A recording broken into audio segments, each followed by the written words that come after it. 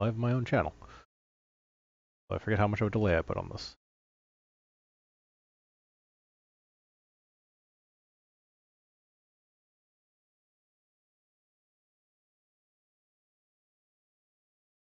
Alright.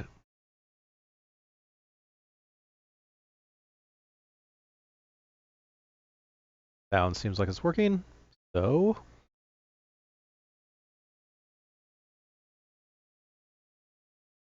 that means I can get started. Alright.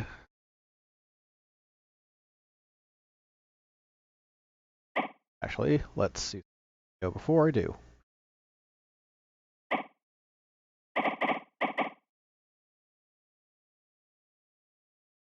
Okay, that probably shouldn't be too loud.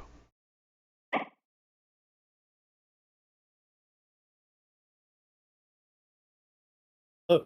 Hey! Ugh. So say something so I can do a quick stream check of your audio. I'm saying something.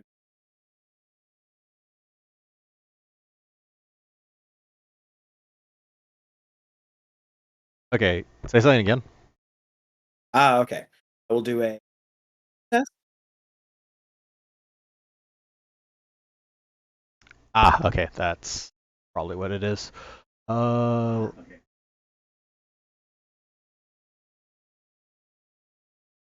Capture here, settings, filters.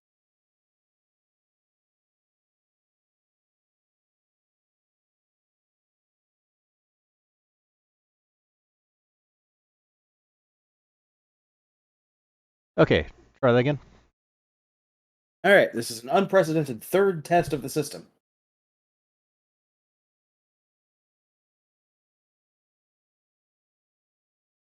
Okay, now it's not cutting off your words. Okay, excellent.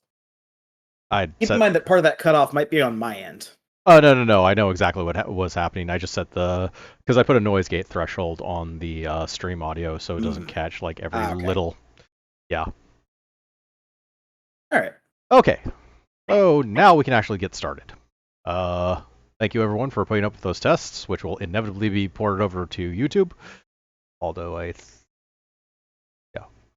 am dropping a bunch of frames now, because of course I am.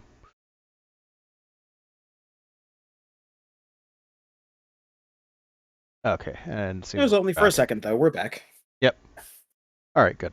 I got the stream going on the side here, so I can monitor end user experience. Cool. All right. So to get started, hi everyone. I am Vincent, and I am the Krampus. And this is Fae Tactics, a sort of westerny, sort of Pokemon-y strategy RPG. Or in my previous playthrough.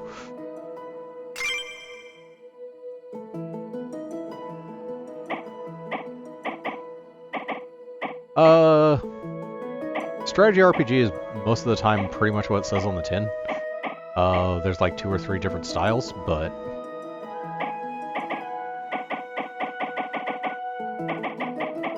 And they've got a whole Born Under a Star thing like Final Fantasy Tactics does. They sure do. And it does matter for things. But since we're doing this type of playthrough, I'm just going to do this at random.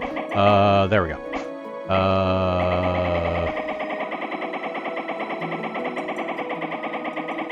That seems like a number. Okay. Let's see.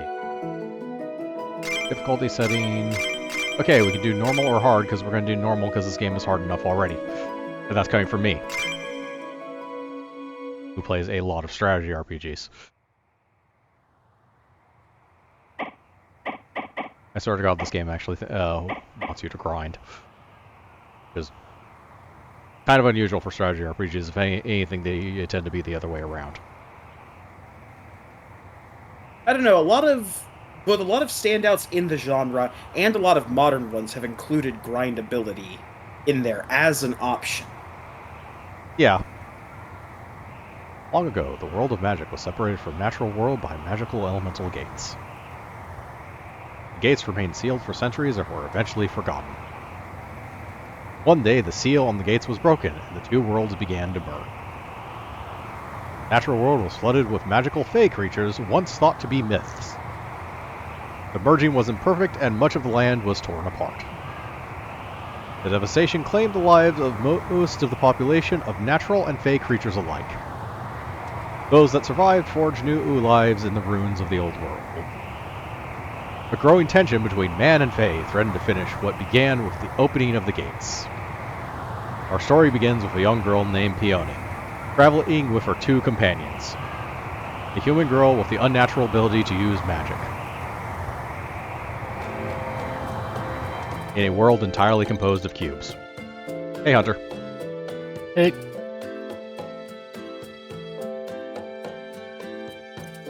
I didn't want to interrupt when I entered.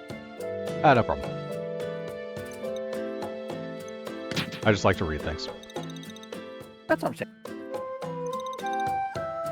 But yeah, the setting of this is somewhat Mad Maxy plus magical creatures. Rule number one when dealing with the Fae.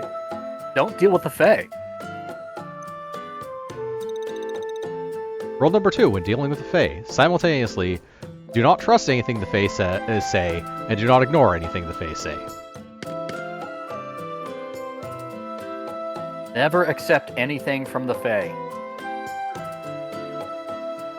Never piss off a Fae. We're so violating that rule a lot, by the way. Oh, yeah.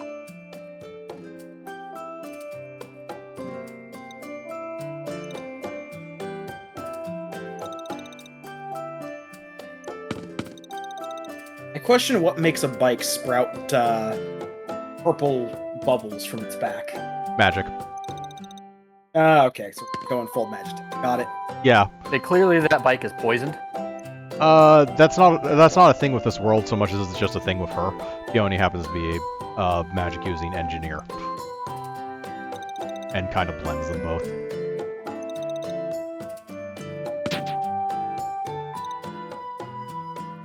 Arc's indeed dog.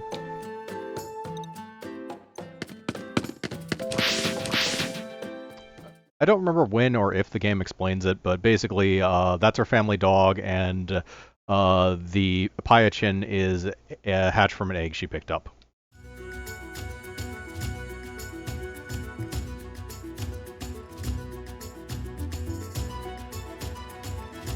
And there's a lot going on with that character in general, but we'll get to it later.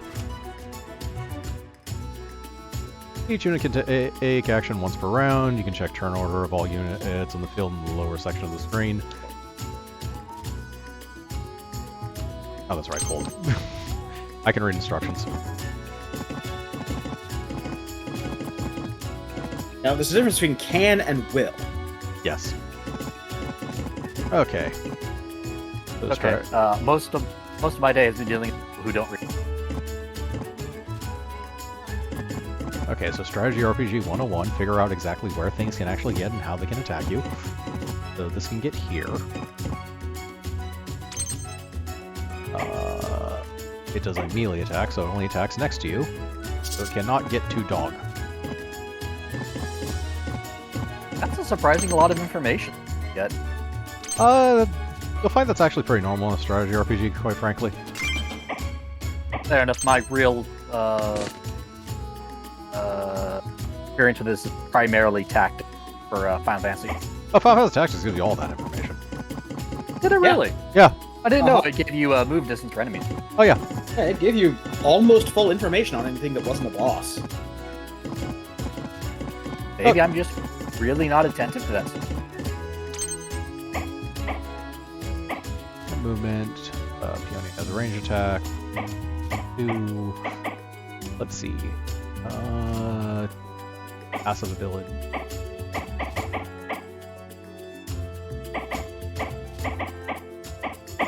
Okay, analog stick works as well. I was wondering on this. Also, hi Theobald Pontifex. How are you doing tonight? Hey! Let me see if I have to wait to the next battle for it to do this. Nope, I can still do assists. So, this game is built on trying to actually have no menus. Okay. So basically everything you do is kind of in context and has a reduced amount of buttons. Basically, your attack is your attack. But if you attack an ally, it instead turns into an assist.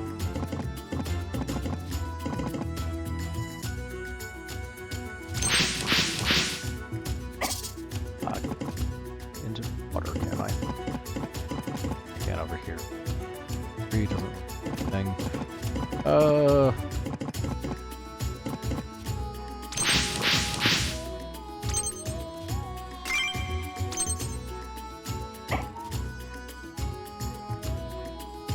Units can attack enemy units that are within attack range, select enemy range, perform attack.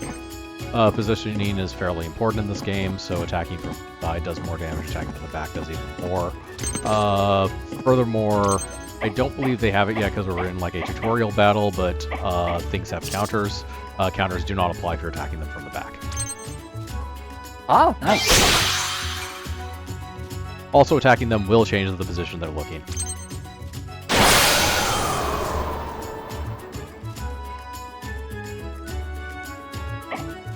Something else, which I probably won't demonstrate because this will kill, but if I attack someone, melee characters will actually throw attacks at anything you attack that they're next to. So if I attack this character and it didn't die, Chico here will actually attack it as well. More than likely I'm going to kill it from this attack, but yeah.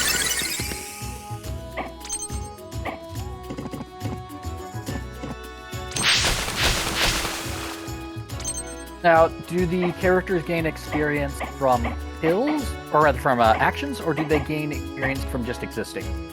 I believe this one is just after battle experience. They don't have to care about doing actions. Yeah, there were sometimes I hated that, where it's like, I'd have a character end up under-leveled because it didn't get as many actions as everything else, just because it was, like, the slowest.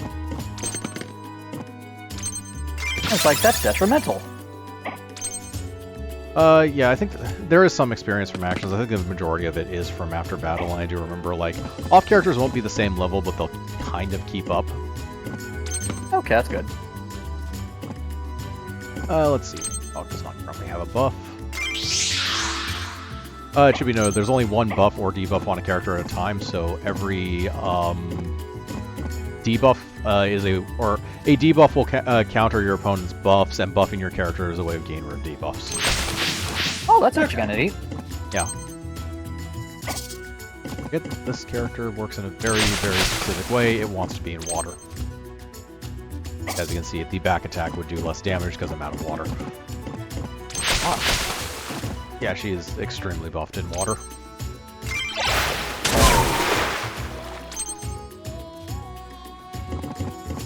Also, that thing's element is actually water, so there's that.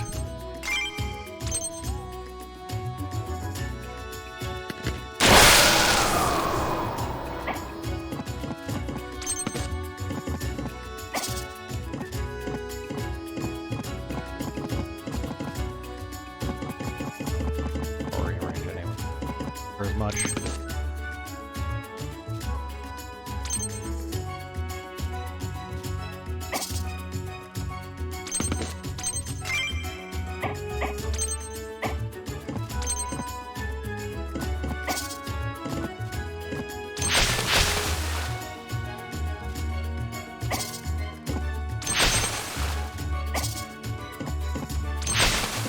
There we go. Boosh. Boosh indeed. And you're just going to hang out on this hill, aren't you? But it looks like other units can't go in the water. No. Peony in the duck. Yeah. Pyachin is specifically aquatic, unless the unit is specifically aquatic, can't go in the water. I see. It's basically just blocking terrain.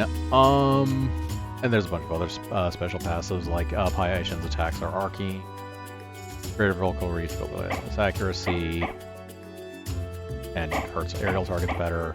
If you're going to line up a bunch of buffs, please, and also,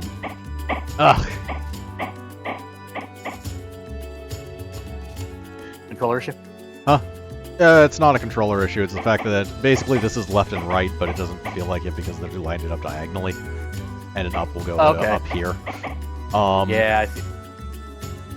damage after all. Luckily, yeah. That's elemental based, which we'll get into in a bit. Fate. And you're just going to wait up there still.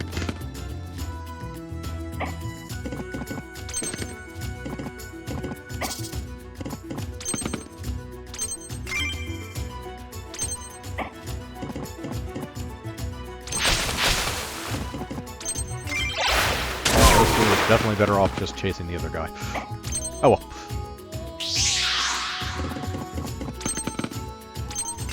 Right, if your cloak has a duration.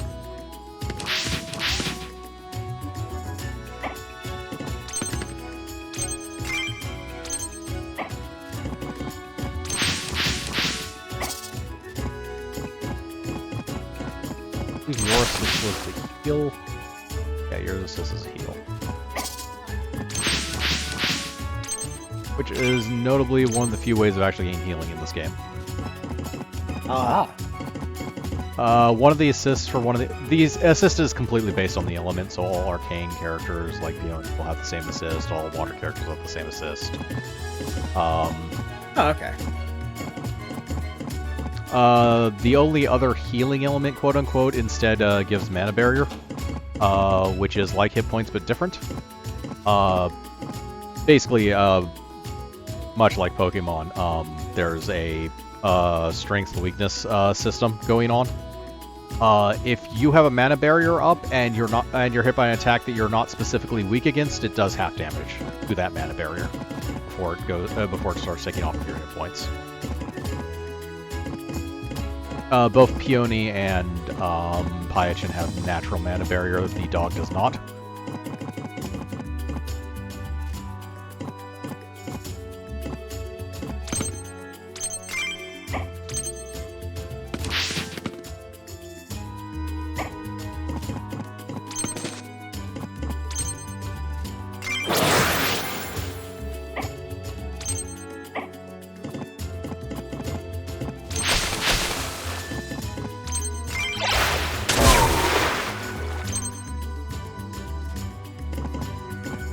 The dog does have a passive, however, that, recovers HP upon defeating an enemy.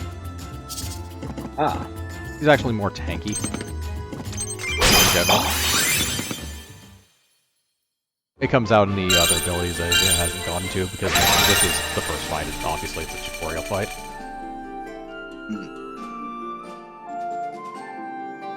And apparently the dog was the MVP, because sure, why not? Abby can customize various features of your party and save your game. More options will become available as the story progresses. Side passes when you select a location with a story event or a free battle. Right. Current party.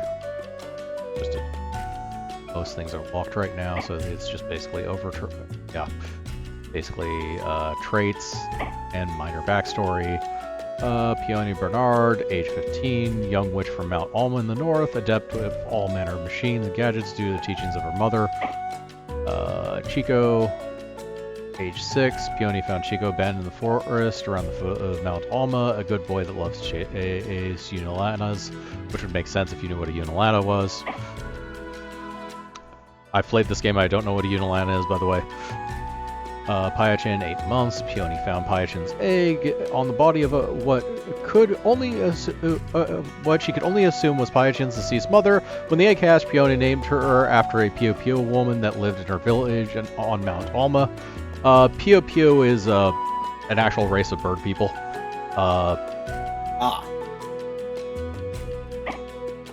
What to say? Let's see. Traits and equipment. Leader units gain traits as they level up. Unique equipment for each character can also be changed from the screen when it is obtained. Yeah, we only have leader units for now. I'll go over the other one when it actually comes in. And you need to be level 5 before you unlock that. It should be noted that even if I do this, I can go back to this character later and change it to another thing when it comes to the trait points, though they're fluid completely. And you get 1 per level. As you go up the miles, I think it's the end of the milestones also gives you a special bonus when you get to the end of the track. Okay. There is a third track, but it isn't unlocked yet because it's part of the tutorial. It's part of the tutorial we haven't gone to. That's just the menu. Okay. Dusty Road. Take me home. But is it the place where we belong? Knowing JRPG is almost certainly not.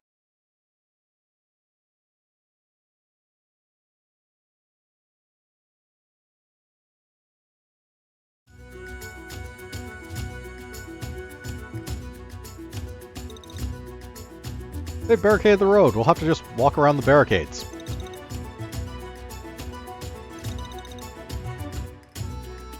Have to attack together to break through.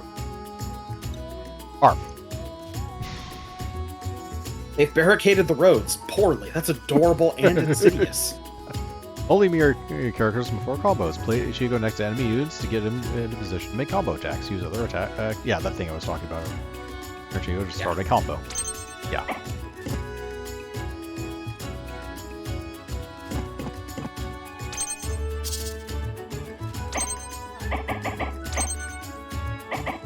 What's that? Okay.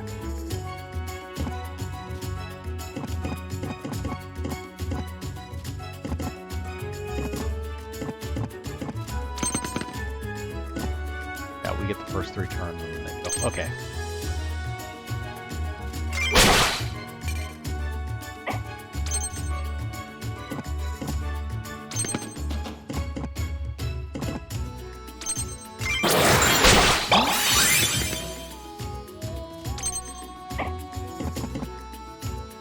We also noted that combo attacks can change your position as well, so sometimes it really doesn't matter what position you're in.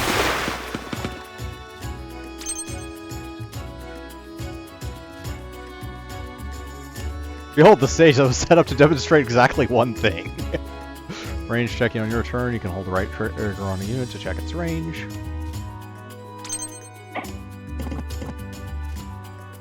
Yeah.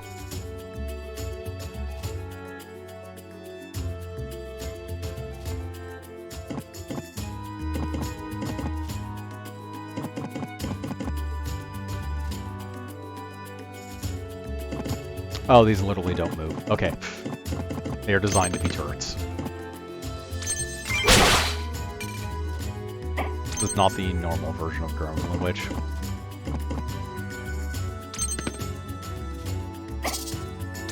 They've barricaded the road and they've set up weird dolls.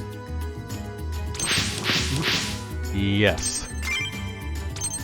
Like scarecrows for people.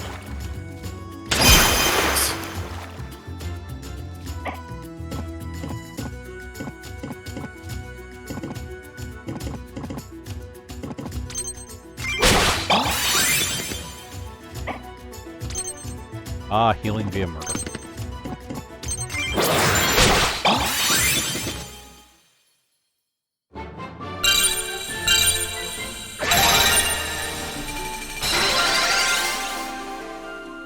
Now this one, now that we're done with that one stage, which was built to demonstrate exactly one thing.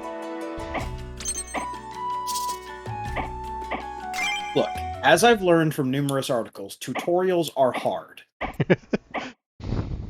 They are. Sometimes you just have to make tutorials for the most basic of things to make sure your players get them. Mm-hmm. Or okay. And the salamander is bad enough, but that mana totem is protecting them. Ah, yes, mana totems, which are annoying things they put in the, they tend to put way off in the corner, or in this case, right there.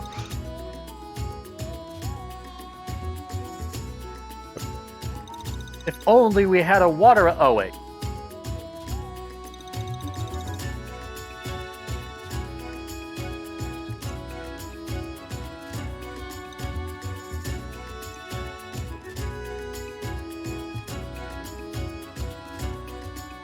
Yeah, if it was playing upper right part of the screen, press Y to get more detailed information, and all that other stuff I've already been doing.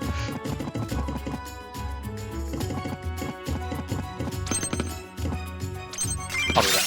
Yep. You know, I've had this on my wish list for the longest time, and I've just never pulled the trigger on it. Fae Tactics. Yeah.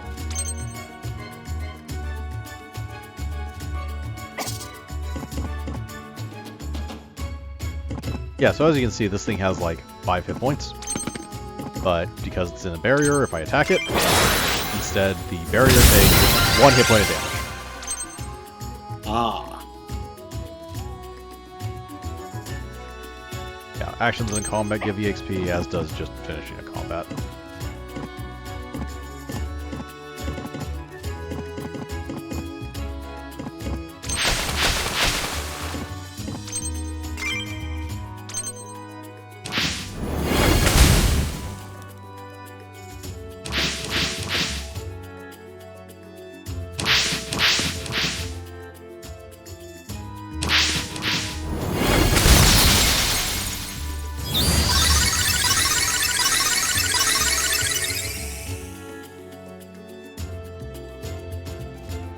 During battle, you can hold left trigger to bring a quick guide. That's what I was trying to remember. Elemental strength, basic thing, mechanics. Yeah. So yeah, that's the basic elemental thing. So melee, well, not melee, but non-elemental, which Chico the dog is, doesn't do anything. Water will critical against fire, etc., etc., etc.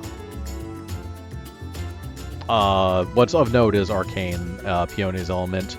Will always critical every 3rd attack it makes.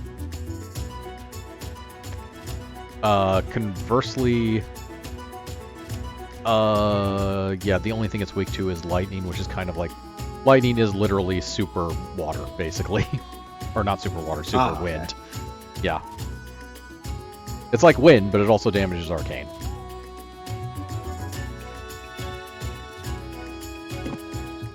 I think ice was particularly... Yeah, like, some of them have, like, double weaknesses, some of them have single, but...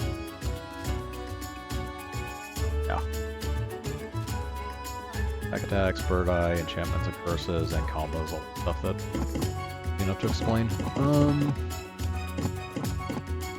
One is specifically set up that only Peony can actually reach it.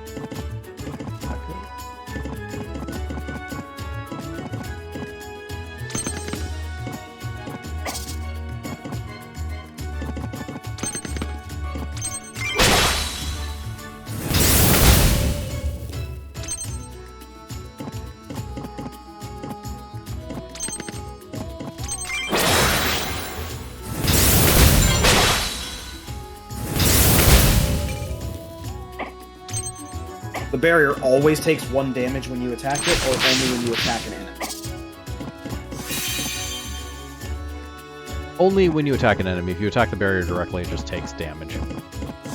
Ah, okay.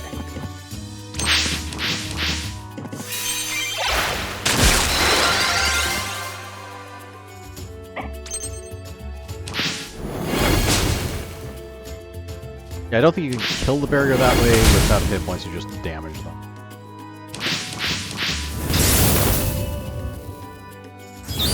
Fireball.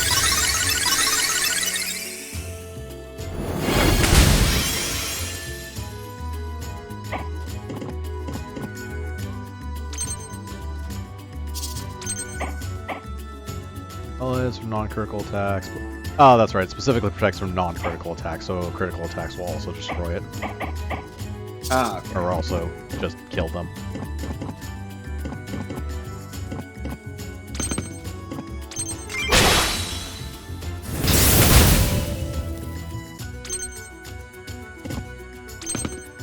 I have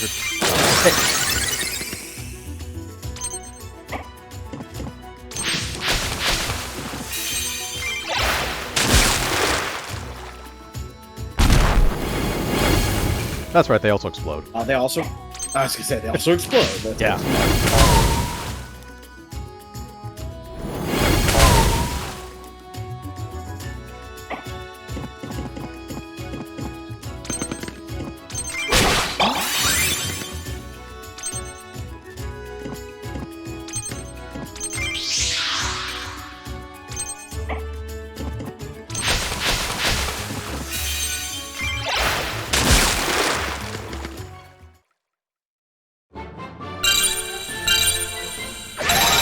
Oh, I brought my dog. Who eats force field dinosaurs? Exactly.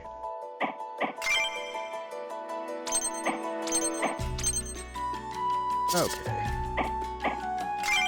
On to the next tutorial. Hopefully it'll be the more important stuff. Slash unlock abilities that are specifically locked because we're in tutorial mode. Ah, the cannons.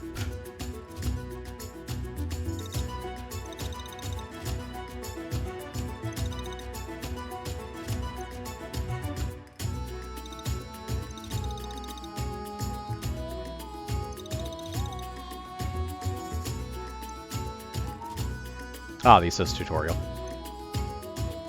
Ah. Excellent. Allies can assist each other when standing adjacent spaces. Select an ally within range, perform an assist action. I don't remember. That's right, you can't delay a turn once. You're going to do this thing. Okay, so range on this thing is those spaces, so don't stand in those.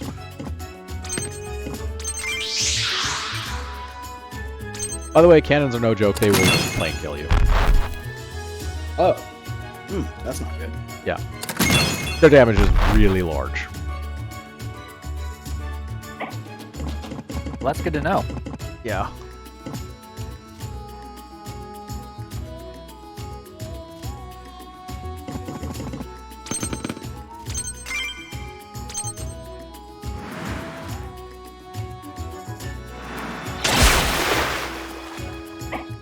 Good, something to do.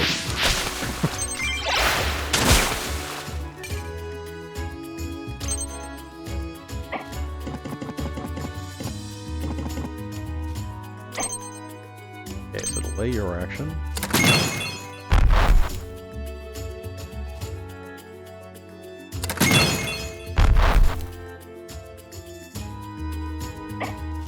It looked like that would have been a bit toasty. Yep.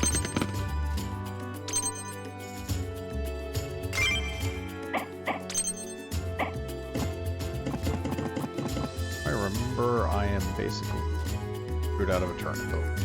Yep. Wait, you can go there, or...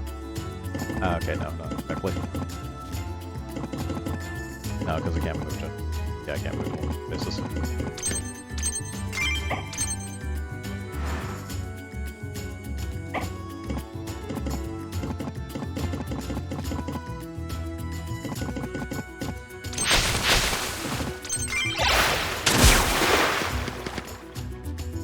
There we go.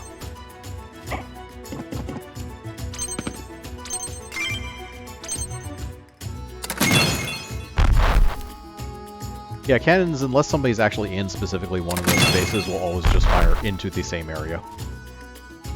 Ah, okay. As So their they default can attack. operate independently of a shooter. Yeah. There has to be a shooter as well, but if you're actually in, like, if someone's in one of these red spaces, it is instead going to aim at them. Otherwise, it will fire exactly 3 spaces forward when they pull the trigger. So even if you're cloaked, if you happen to be standing in one of these 3 spaces, you're going to get hit.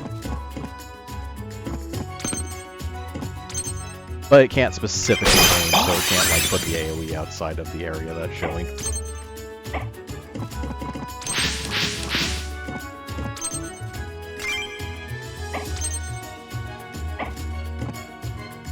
Let's see. Well, that'd be a bad idea, so we're going to delay a turn.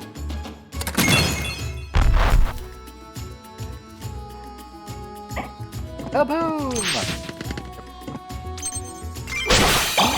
Bye, tutorial creature!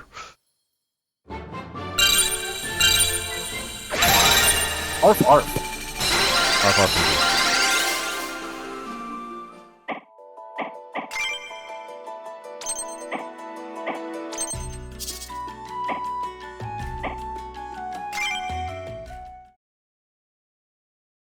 Attacking from higher ground gives bird's eye attack, which increases damage, accuracy, plus it doesn't.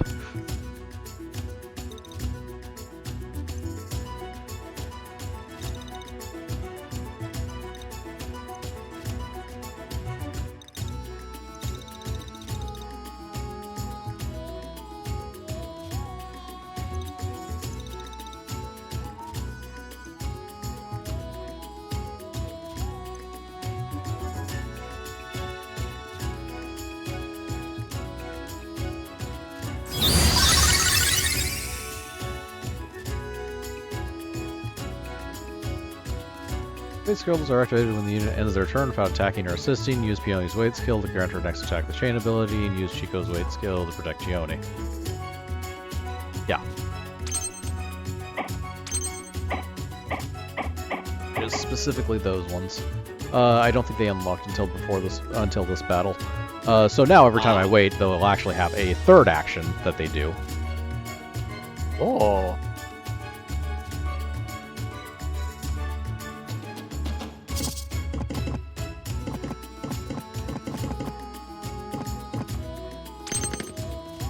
Yeah. So if he waits here, he gains Protector, which does plus 20 defense, guard counters for allies within 3 spaces until next turn, cannot guard against ultra attacks, which we haven't gotten to yet, and prevents pushing. Basically, he gains more defenses and counterattacks everything.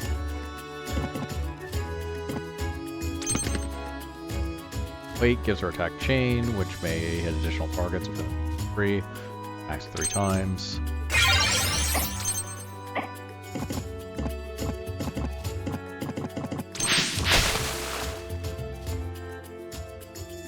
Blessed recovers HP and mana barrier and removes curses. And she's here in the battle for moral support.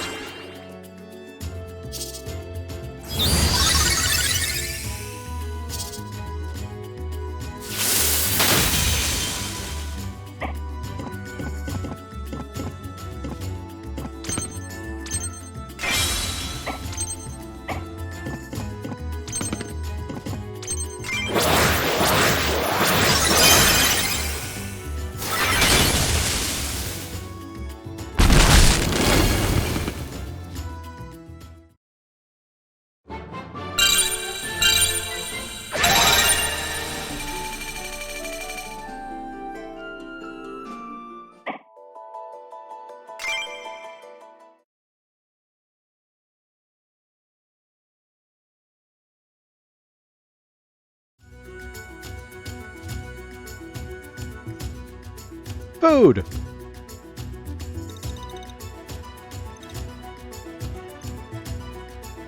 Food. Food. Food is good.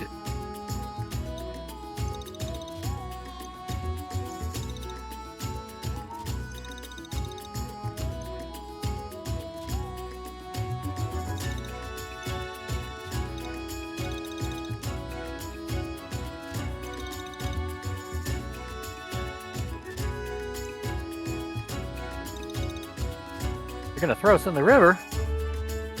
That's just rude. Should be noted, we are actually fighting sapient life. Unfortunately, they're all assholes. For your journey, various items can be found. Have one of your units end their turn staying when items to pick it up. Even when attacking or assisting, you can still pick up items.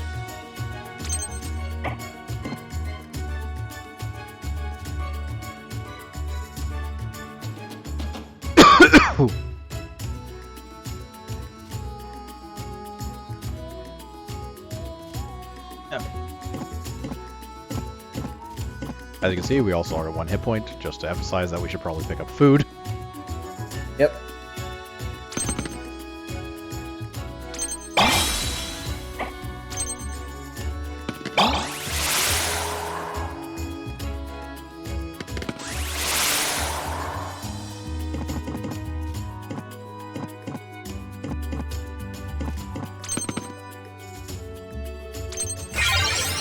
Putting us at 1 HP seems kind of harsh.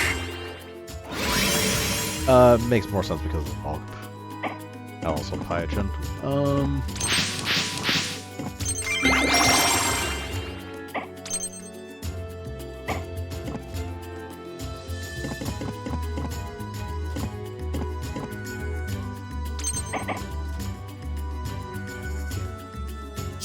Need to go after this stuff, yep.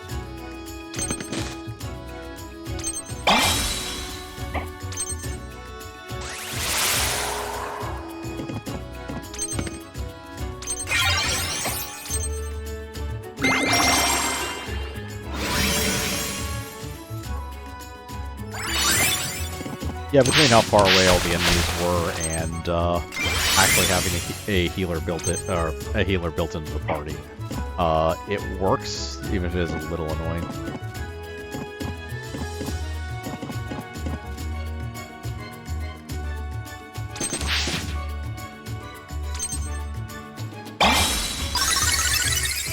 It should be noted when it says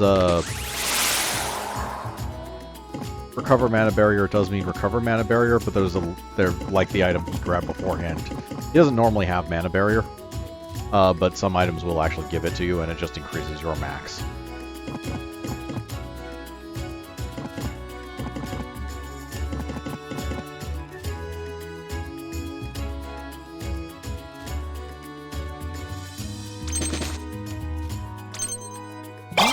Now, question. If there's items remaining on the field when the battle is done, are those lost? All the food is basically just buffs anyways, so they don't matter. If these are remaining on the field, they are lost. Okay. And you do have to move on top of them. A little bit on the annoying side as well.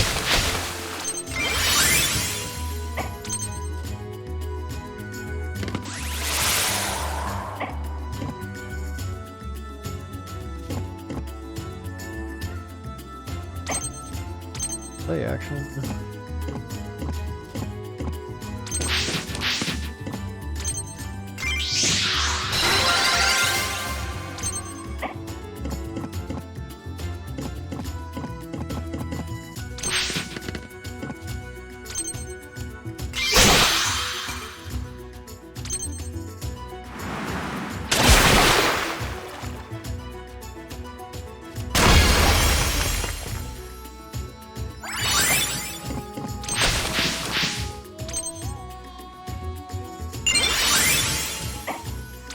Scroll. Things we haven't gotten to yet. I assume, despite trying to have as little UI clutter as possible, this game is fairly rife with systems. Yeah, sort of. It is very piecemeal in how it introduces them to you, but there are a decent chunk of systems.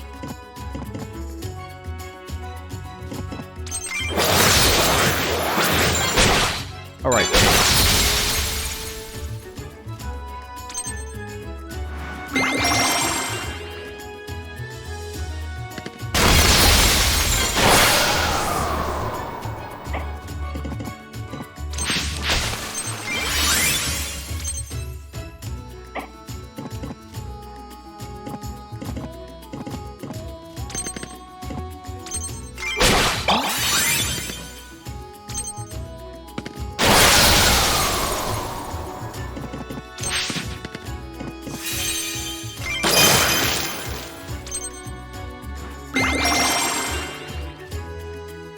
Yeah, no system is all that complex, but there's in this game, but there's a decent chunk of them. Like this tutorial is going to go on for a while because there's at least 2 or 3 major things they haven't introduced to us yet.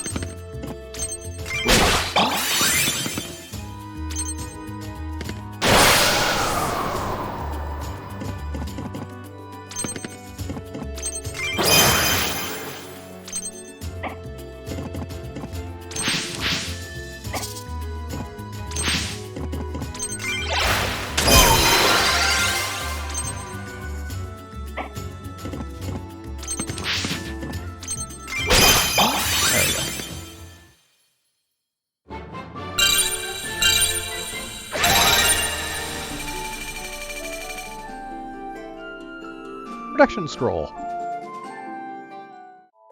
You've acquired new equipment. Yes. Scrolls are actually equipment.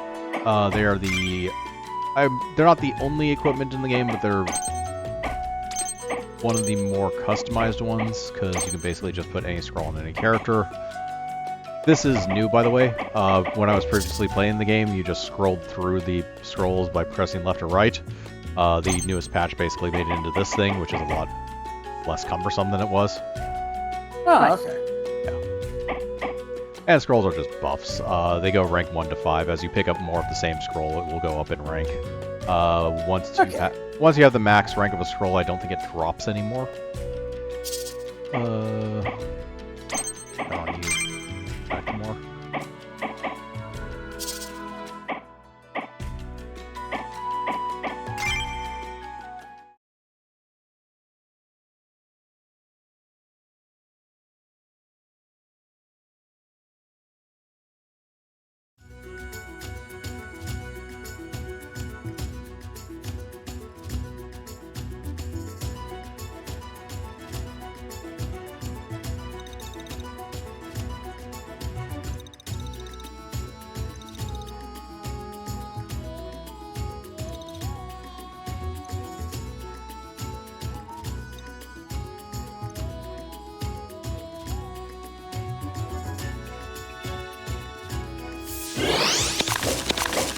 Okay, the other major mechanic, Fae Talismans, or rather, pet summons. Pokemon cards. Yep. It should be noted that what we've been fighting so far are also Fae summons. The troll... Yeah, because there's leader units and there's summons. The troll is actually an enemy leader unit, as are our characters. Leader units do not go away when they actually run out of hit points. They stay on the field. Conversely, summons are just gone whenever you kill them. That applies to mine as well. It seems they're also introducing spell cards in this one. They're on the side over here. Spell talismans, they can be used after their cooldown periods. And yeah, they all have a cooldown period. They start on cooldown and then they become available after their cooldown. You can use them on any allied turn.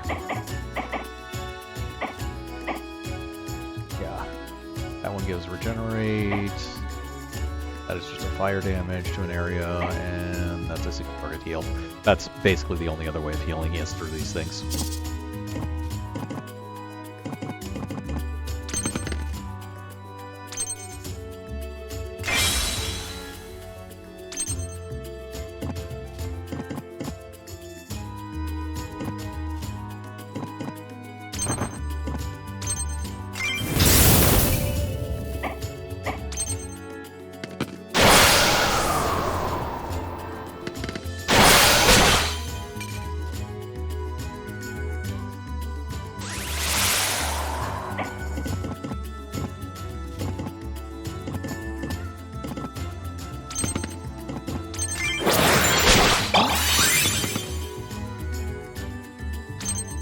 A drop. Drop.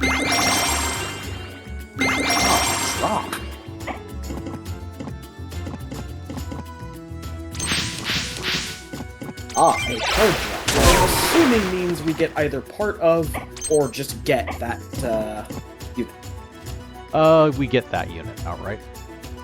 Oh, okay. Item get. Yep. Your units with no big gold border on their HP display. Enemy leader units can cast spells and summon more enemies.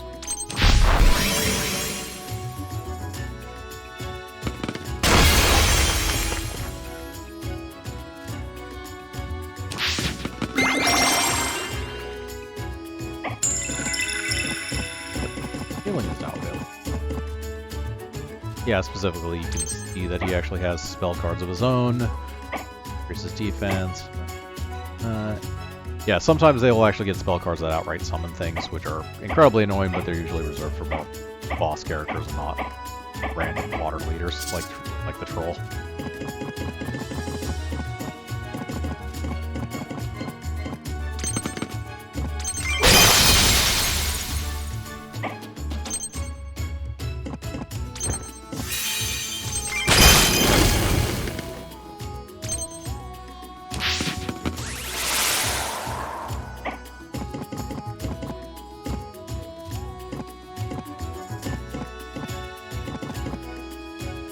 Okay, your jump is just 1, so...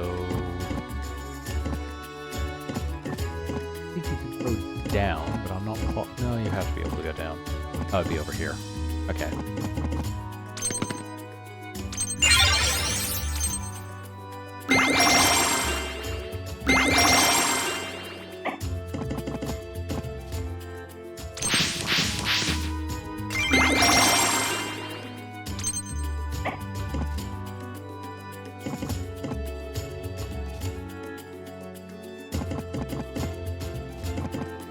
That's right, Earth was effectively the other healing element, but and by healing I mean it adds mana barrier.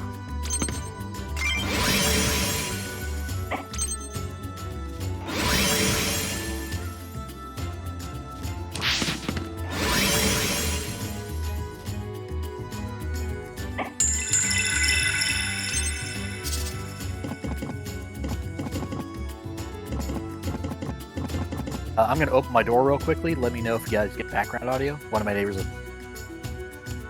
Okay.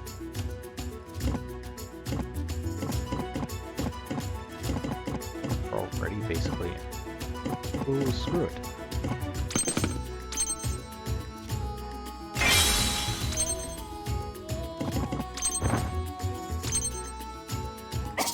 Alright, I'm back, and apparently he stopped playing music sometime between when I went to check the mail and now. Ah.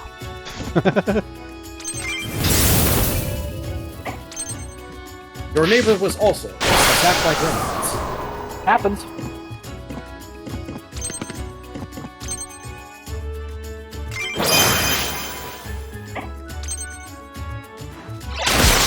I mean, if by gremlins you mean kitten, then yes, that. Ah, the infamous gremlin kitten. I mean, they're effectively one and the same.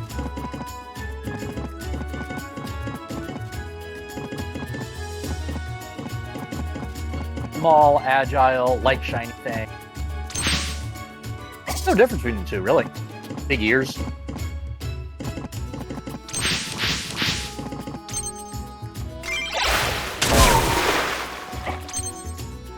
Yeah, true enough. Or not, I'm not entirely sure which, but don't really care to check. Ah, a scroll.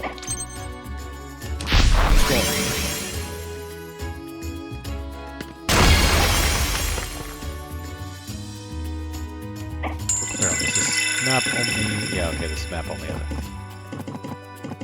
Ooh, magic. Or rather, attack magic. Yes, you should attack the magic. Yes. Yeah, there's no friendly game, I don't think. Well, only one way to find out.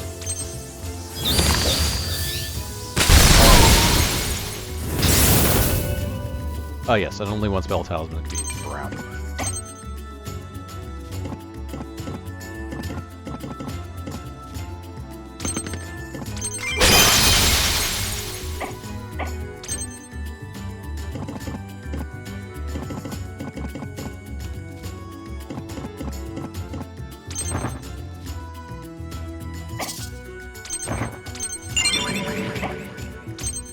And steel scroll.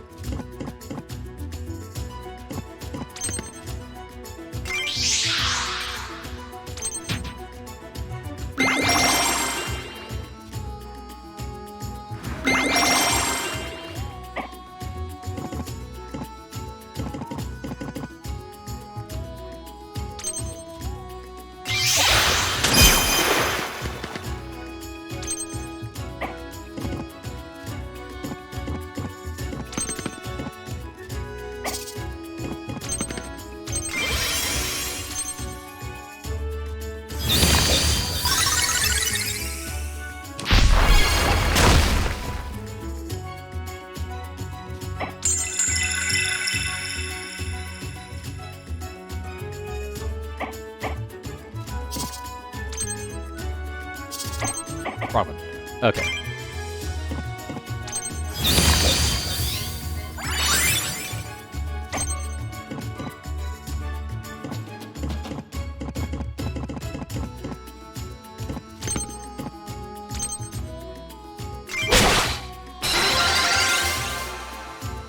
Level 5 leader units learn reaction skills. Reaction skills have a chance to trigger when leader is hit by a direct attack.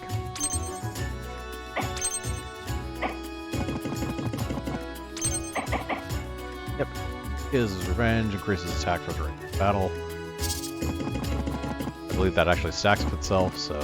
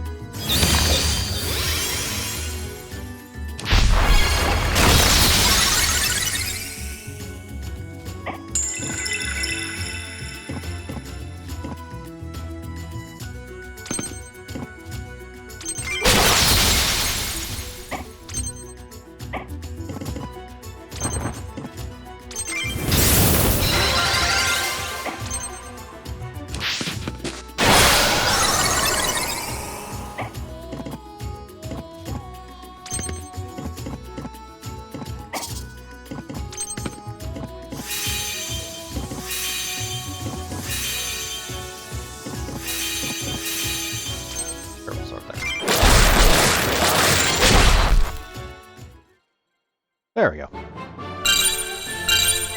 Yeah, leader battles always just take out all of the leaders, is the victor condition.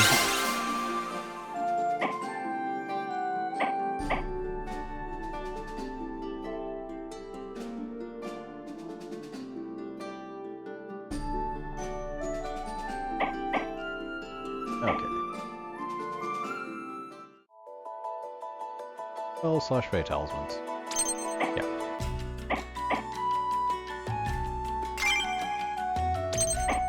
Fast. That is Green's Mandatory on hit, so Fog. Summon capacity determines the power of Fae you can equip. Manage your team.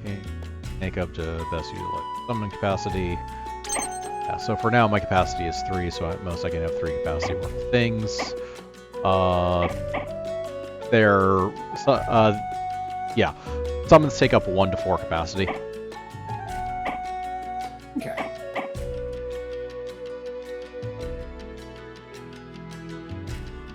I take it as you level up, you'll get more capacity, get better summons. No, that's another system we haven't gone to yet. But there's a way of upgrading your summon capacity, basically. You get better summons by gaining them as drops, and you get different summons, I should say, by gaining them as drops.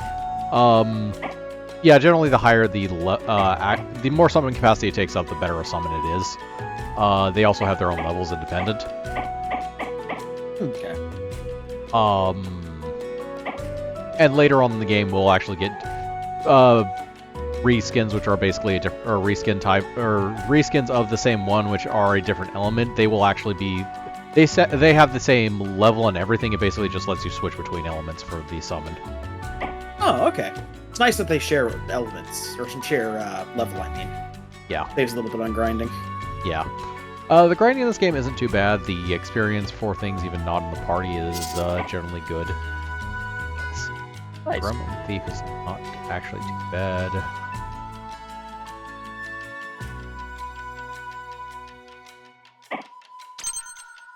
Party. That's which it's 5. Oh, it's only. Okay. Spells are a lot simpler. You can have spell cards.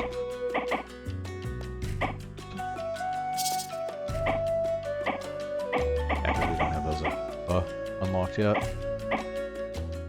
Okay, that's a free battle, but we might as well actual story one.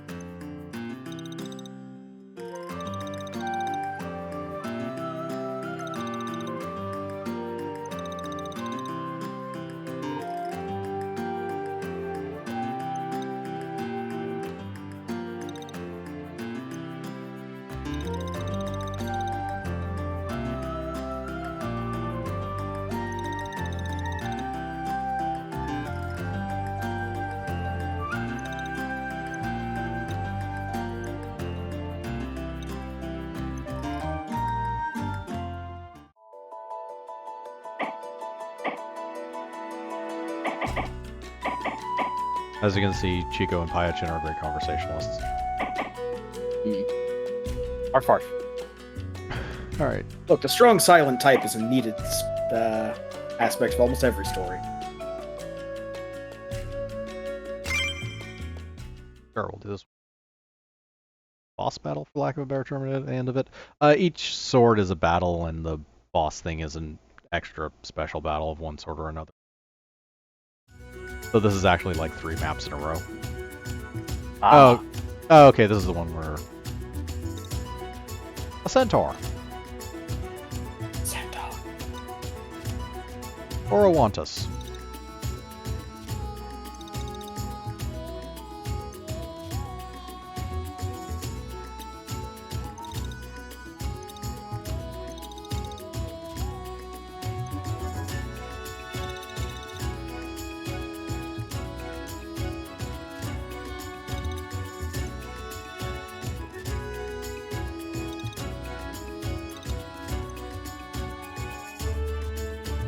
Defeat all enemy leaders, all player leaders are defeated, or ally NPC. So we can't let Orwantis die, because she is an ally on this board. Yeah, now that we actually have things other than just these 3 characters, we can actually adjust stuff at the start of battle. Nice. We get a last minute update to change based on what we know is coming. Or just based on which battle we're in now, because, as said, this is actually 3 battles in a row. Oh, yeah. Oh, do you not get the rest and You get your editing period? Yeah, you don't go back to the main map between those battles. You actually do 3 of them straight in a row. You still get all your HP and MP back, or MB back, but... I meant, do you get access to this menu? Yeah, each battle? Yeah, you get access to this menu before each battle. Oh, okay. Yeah. So you still get to see all the enemies in each battle and say, oh, those are wind. Maybe I should bring a thing that's good against winds. Exactly. That is a nice feature. I think everything in this battle is wind, actually. Because it wants to die horribly to Orwantis. We're still in the tutorial phase, so yeah. Yeah, wind is specifically screws with water, but I can't do anything about that, and is hurt by earth. Yeah. Well, the kind thing would be to oblige them. Alternatively, dog. Orc.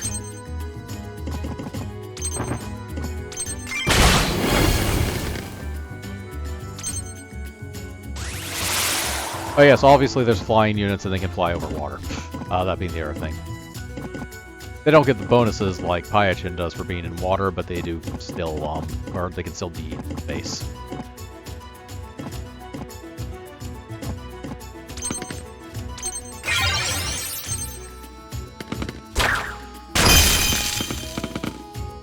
As you can see, Orwantis totally needs assistance. I'm pretty sure. Moral support? I'm pretty sure I could pull back all of my units to the starting zone, just hit wait, and she will solo this map. Yeah, but then how long would that take? How many enemies are on the board? I mean, they have to make it to the end. That's more travel time to worry about. Oh, no. She has a range of like 5 or 6 or something stupid on her weapon. Yeah, her range is 4 on her weapon. Ah, yeah, she's an archer. Well, that makes I sense why our suppose range that is so makes good. sense, yeah. I suppose it does make sense for the centaur to be the archer if they're going on, Yes, the centaur is the Native American archer. Ooh. Well, I was gonna say in Greek mythology, one of the more famous centaurs was an archer of some renown. Yeah. Who was that again? Chiron. Thank you. He's the guy who trained Hercules. I just fuzzy on the name. Who trained Hercules, and I believe Hercules also ended up killing him. Probably. There's a lot of somebody does something good for Hercules, then Hercules ends up killing him. Well, yes, I think that is most Hercules myths, as a matter of fact. yeah. I mean, killed his family. I think he killed everyone he ever knew and loved. Sometimes they were killed by other people that he then killed later. There's a lot of killing in general. Yeah. Yeah. Hercules is kind of a 90s anti-hero that way. Yeah.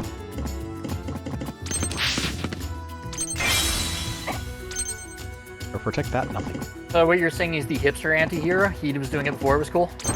Yeah.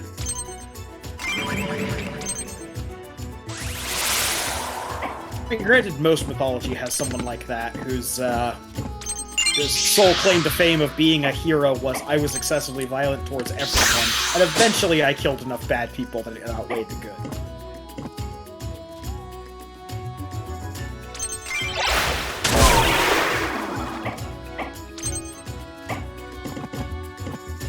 I don't think I explicitly mentioned it, but it is move and then attack, and there's no other order to this. Ah, okay.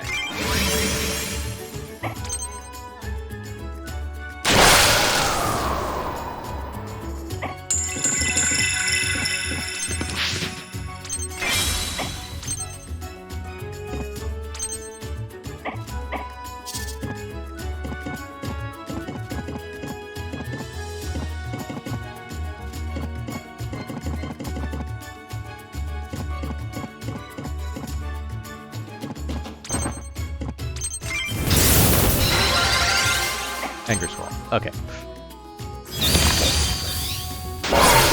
Alright, spell cards.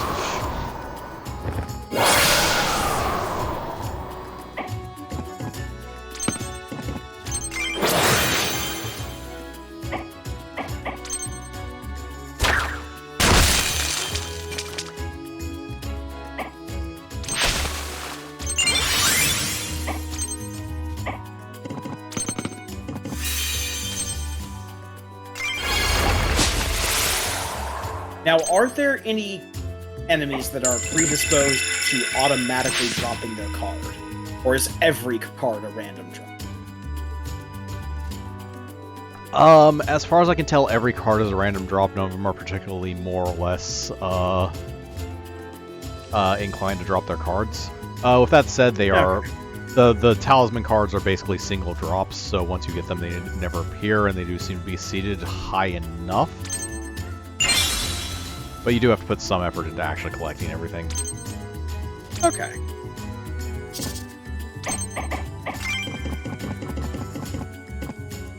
Sure, let's call it like that. 16 damage. Who knows?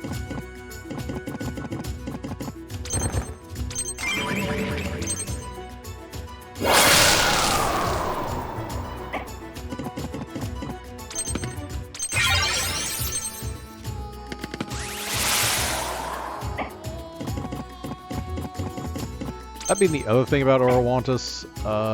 Let's see. Arc attack, weight skill is aim, which increases range and accuracy. Reaction. I don't think she has... Also 100% that's curse with poison. Yeah, she is very good at hitting things for large damage from ring.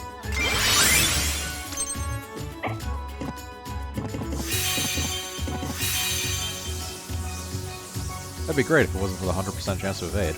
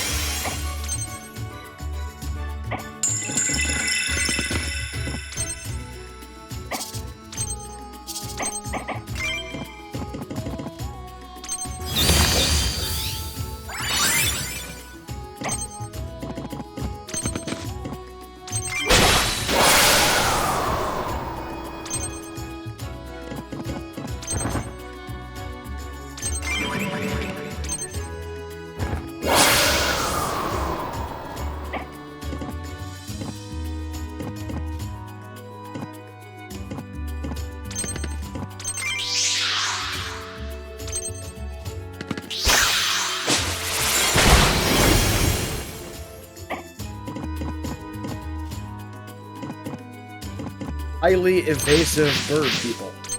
Yeah, harpies are annoying. Like, really annoying, actually. Especially because they just have that high of an evasion.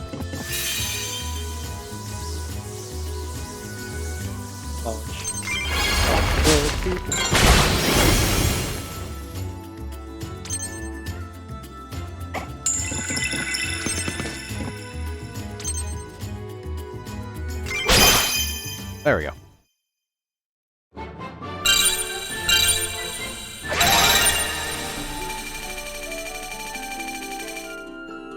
Oh, we got the Barn Reaper. Nice. Oh, nice. It's a barn owl. But even spookier. It similarly has a pretty high evasion. Nice. It's one of the It's skills great it when has. we get to abuse it. It's just terrible when anyone else gets to abuse it. Yeah, Makes sense. harpies are basically attack from the back or borderline, or with melee or borderline don't bother.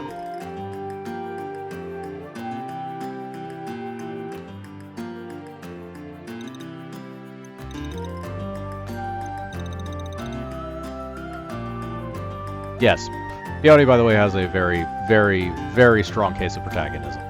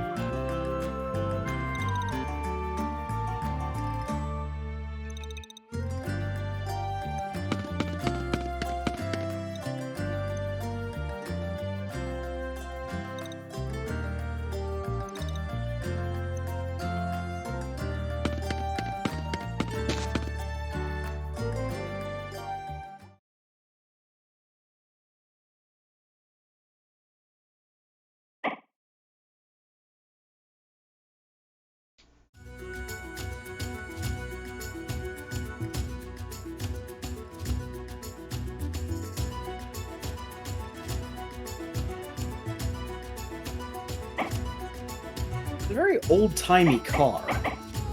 Yes. Do we know when the Magipocalypse happened? There's no solid date. Again, it's very much kind of a Mad Maxy setting in the first place, so Yeah. just assume we're in Australia. Also, don't make plans. Oh, we're gonna.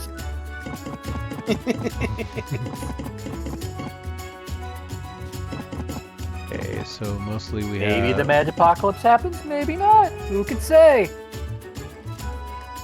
Alright. So in general, they have units that will screw with fire, wind, unit that's not here, or unit I don't have. You don't get electric units for a while. And water. That's a nice chart. That. Yeah.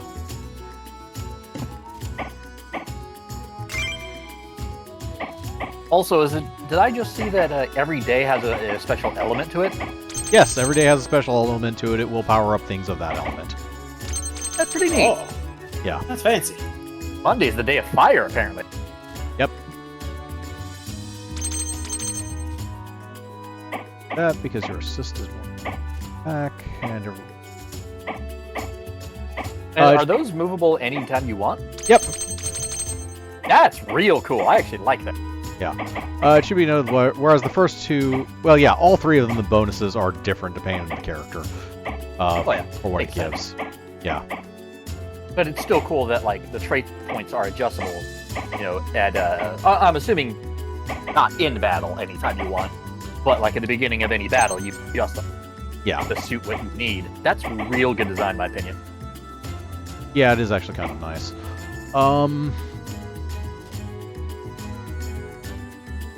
Also help for experimentation. Let's see. Win things, more win things, and...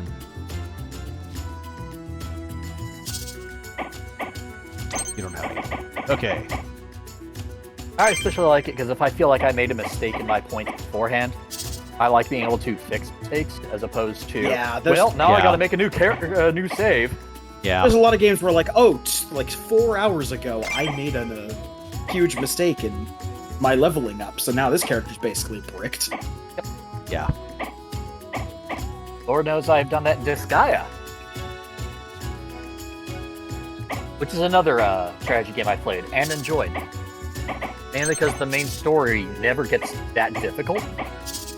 It's just all the extra bonus stuff that has actual difficulty.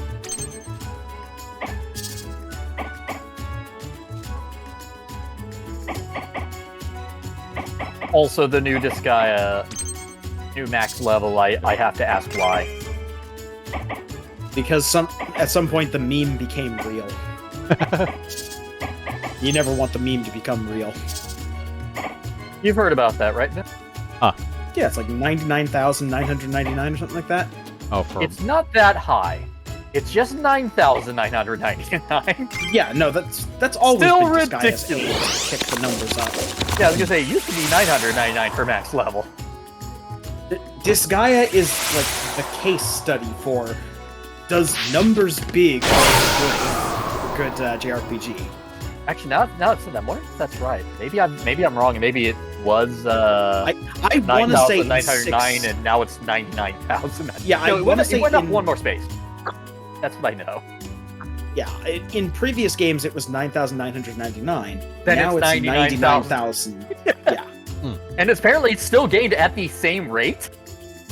Like, they didn't increase the rate at which you get stuff. It's still the same Apologies, rate. Vince, we're talking over actual gameplay yeah. stuff. My apologies. But yeah, subdue bonus. This is actually one of the more interesting and somewhere between annoying but actually rewarding and challenging things in this game. If there are 2 or more enemy leaders, you can gain the XP bonus by wounding them both but not killing either of them. If you do kill them, you do have a chance of an item drop, but that's not as big a deal. Bonus is only granted, obviously, if there's 2 or more enemy leaders, because, again, in leader battles, once you take out the leader, you're done. Right. I Okay. like that they offer non-lethal solution. As non-lethal as this game would seem to be, which is not at all. Yeah, it seems like this game's pretty good about not sucker punching you, as long as you don't overextend horribly. Its boss battles are actually legitimately some of the harder boss battles I've had in strategy RPGs. Those are the ones so where regular fodder battles, not bad. Yeah. I've had some difficulties here or there, but it's usually more on me than it is on the game. The boss battles, on the other hand, those can actually feel like might be overtuned a little. But It does seem like they're taking a lot of inspiration from Tactics Advance. If not just in graphics, but in how tightly tuned the gameplay is. But then they've basically done everything they can to remove as many menus as possible, and to just streamline the experience for the user. yes, it's kind of like they're trying to do a weird hybrid between the 2 basic strategy RPG models of like a Tactics game or a Fire Emblem / Shining Force, where something between having really complex characters but a small number of them, or fairly simple characters and a large number of them, which is basically the 2 general styles that you find for strategy games or strategy RPGs. Okay. I can certainly respect that. Old school strategy RPGs are great. I love them. But there are some rough edges that clever developers could come in, sand off, and make a real gem out of. Oh, absolutely. And it sounds like the Fae Tactics people are, at the very least, making the old college try of it. Yeah.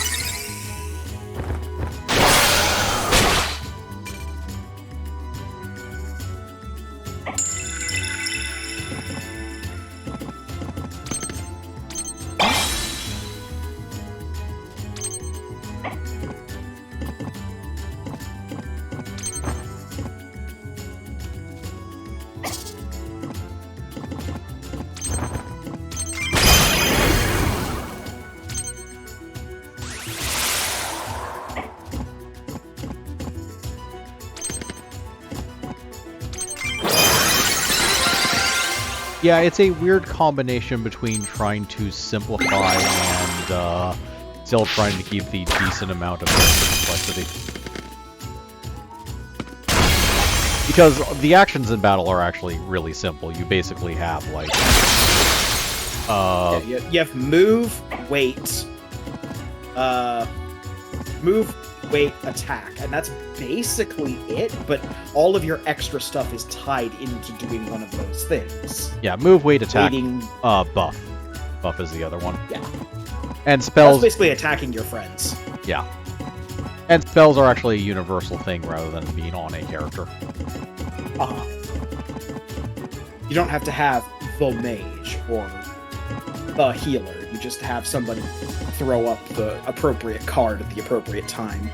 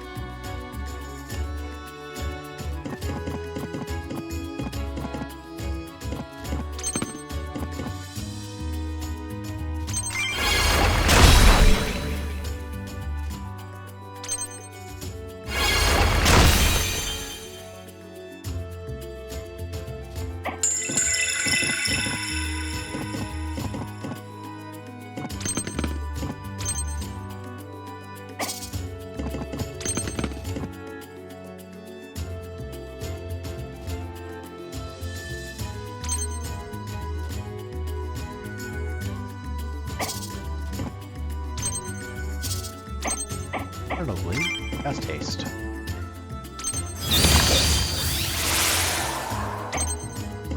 Always good.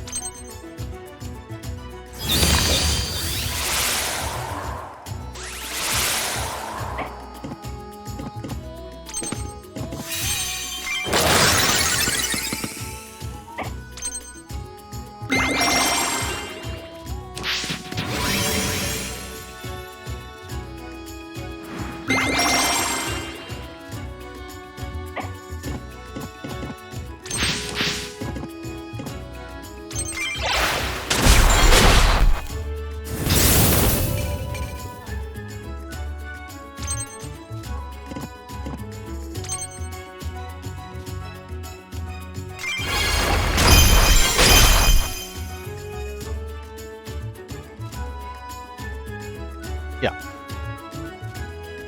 A wounded unit will recover 3 rounds past, or if an ally assists them. Yeah, that's the other thing about wounded units. Unless I do 3 hits to him, and kill him, he is just going to get back up after those 3 rounds. Okay, but that does give you time to take out a problematic target like those big guys, and get the other units down, including the other one. So if you did want to take advantage of that wounded thing that they were talking about at the beginning, The subdue bonus. Yeah. you can make your own window of opportunity.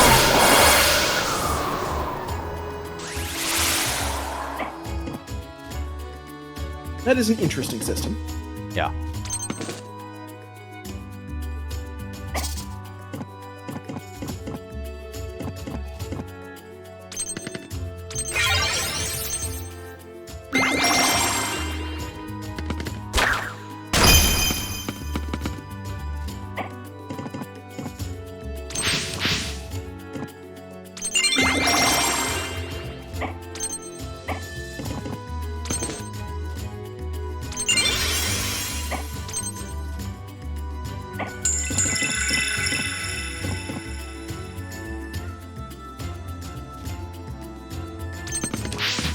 This game operates on a round structure, so haste doesn't quite have the same effect as it does in like other games.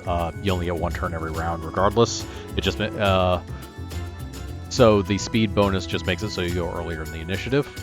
The movement bonus, however, is always welcome in a strategy RPG. Oh yeah. The farther you can get in a turn, the better. Yeah.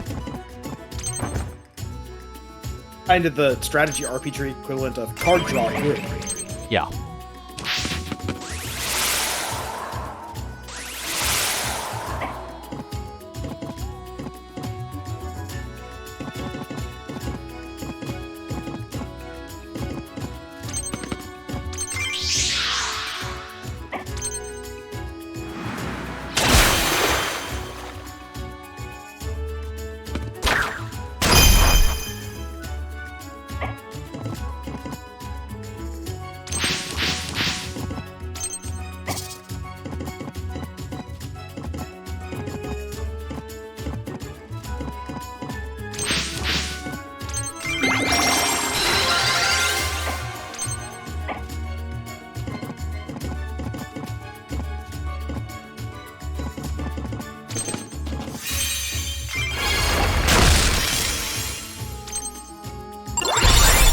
And he gets back up. Okay.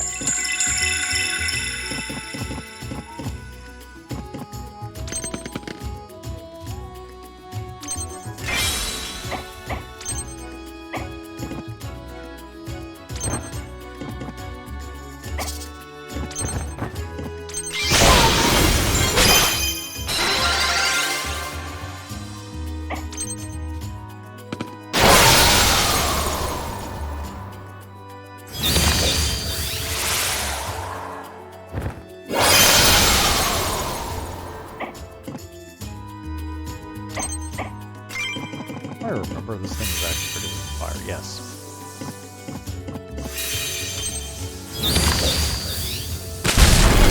There we go.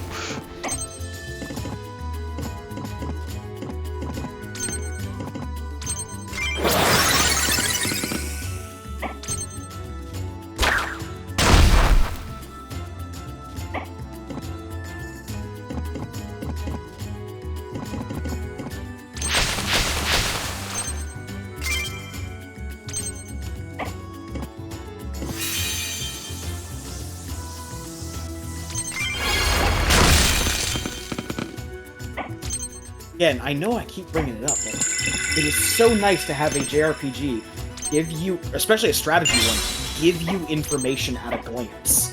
Yeah. Just seeing the damage, the crit numbers, to know that you are going to do this much damage on this attack is a very refreshing thing for a game built on strategy. Yes. Also to give you accurate hit and miss numbers. Yeah. We like our numbers to be accurate. You hear that, XCOM? This is the obligatory bash you know on XCOM that is done in every strategy RPG game ever played. Look, for not having XCOM accurate hadn't percentages. started a trend about of not properly representing their percentages. This wouldn't be a thing. Hey, remember what we said about the meme becoming real? Yep. The original problem with XCOM was that there were certain calculations that were done out of order, where hit calculations were only partially calculated when you were looking at your hit percentage on the shot, and then when the shot was taken, additional factors would go in, so a 95% chance wasn't always a 95% chance. By the later games in the series, this was ascended from memehood.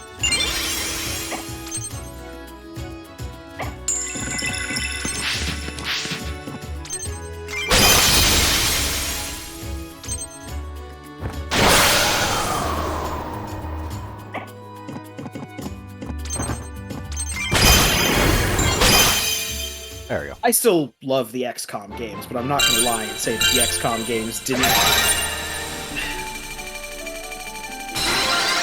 How best to put this?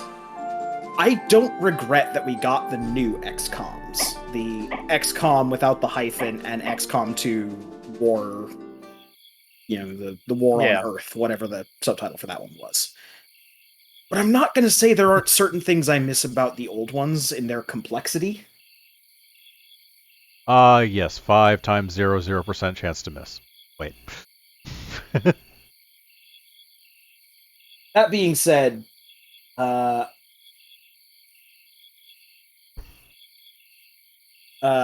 will not turn this into an XCOM stream. Partially because, despite being strategy games, this game and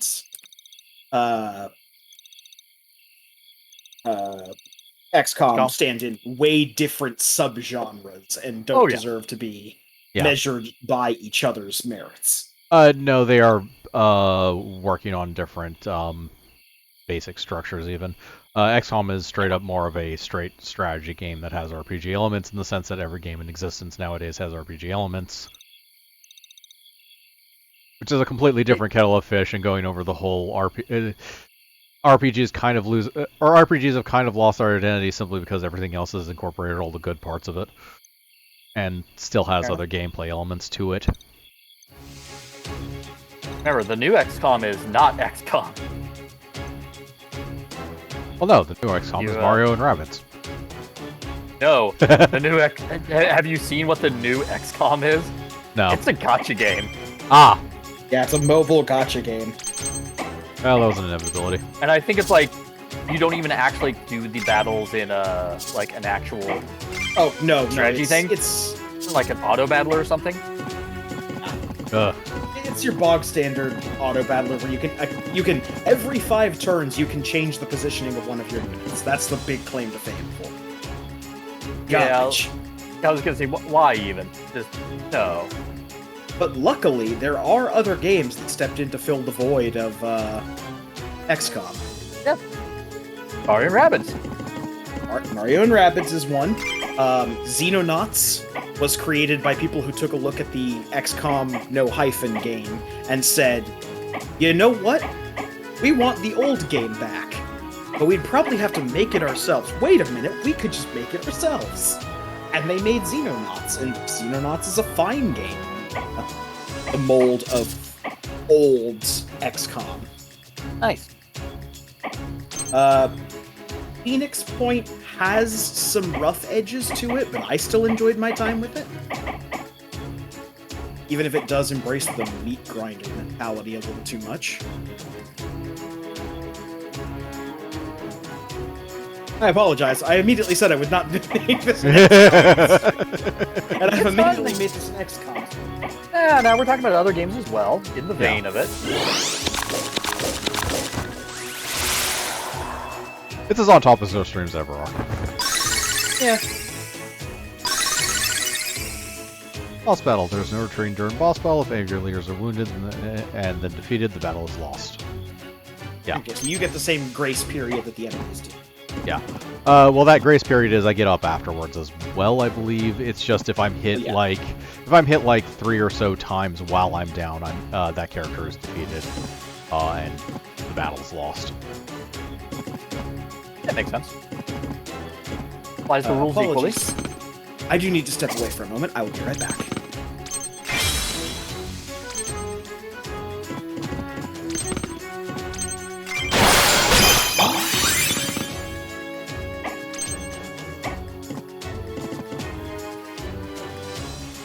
That's also back.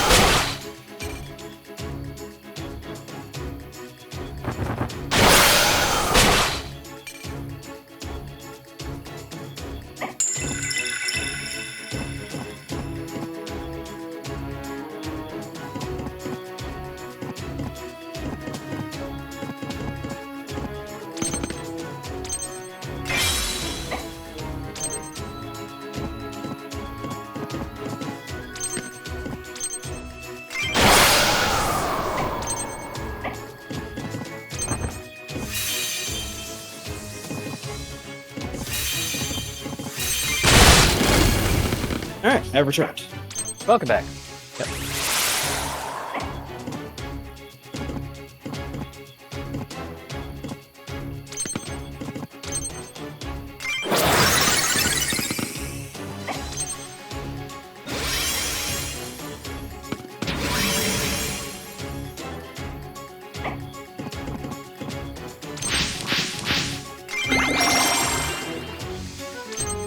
Still in the middle of mopping up the garbage forces. Yep, the garbage they throw in front to distract me for apparently barely a turn. Yeah, not even turn, or like 2 turns, maybe. And then there's that annoyance. For 2 right 4.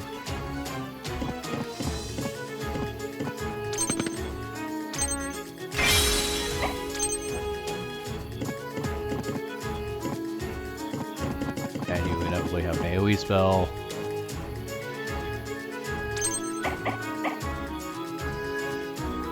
Powder Jacks.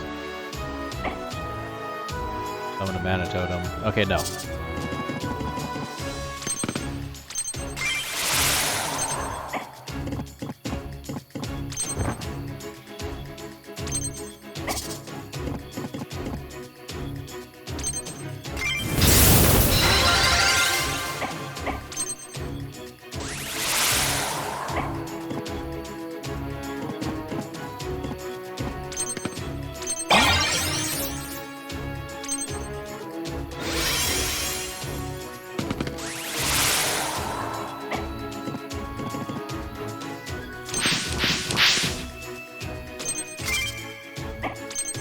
Go, healer! Go pick up that chest. This is probably a terrible idea.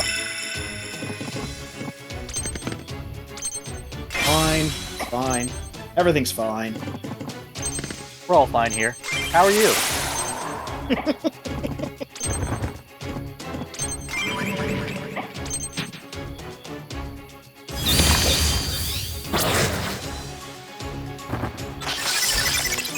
Oh, finally came down.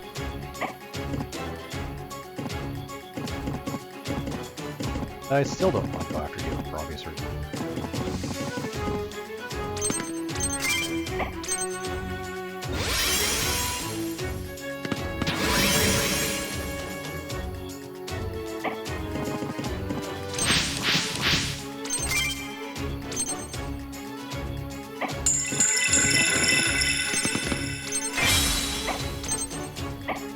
Or Wonkus will probably go after that and is actually weak to ice.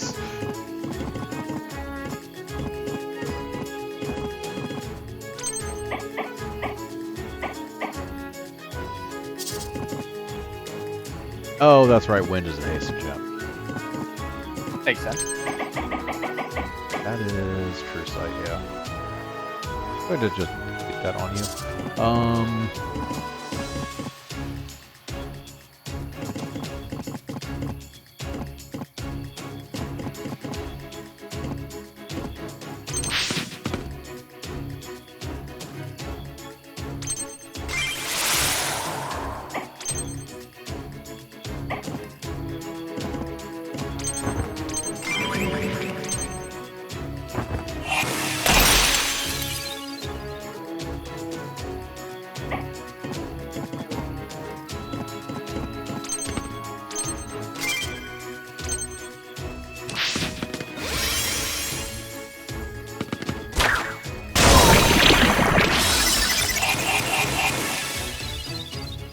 Right, that one's counter as a point-blank AoE to be annoying.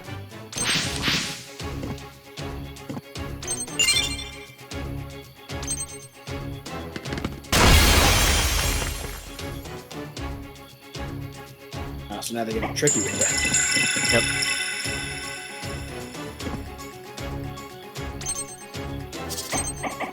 Yep. Not as tricky as the tricky try, but somewhat tricky. Still tricky. It's tricky. It's tricky. Sorry, couldn't help myself. That's stuck in my head too.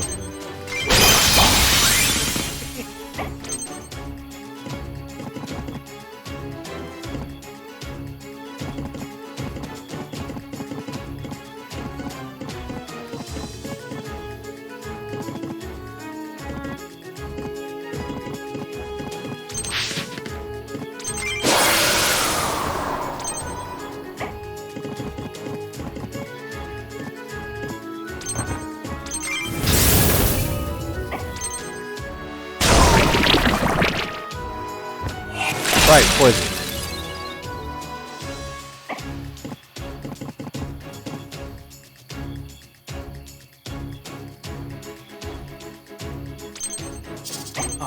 Deadly poison. Don't lick that blade. It was a cool move, though.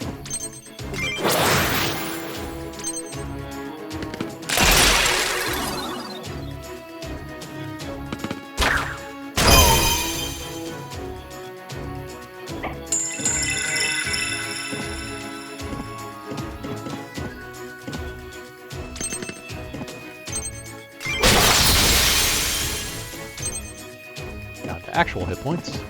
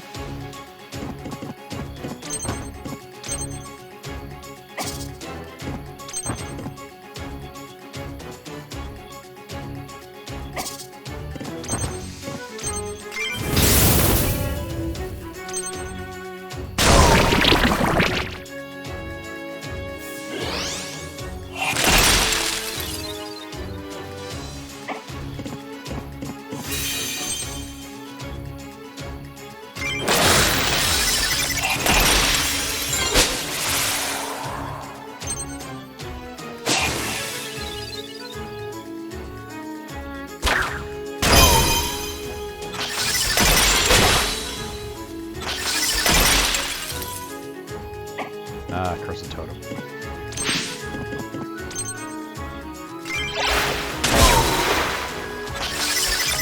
Totem!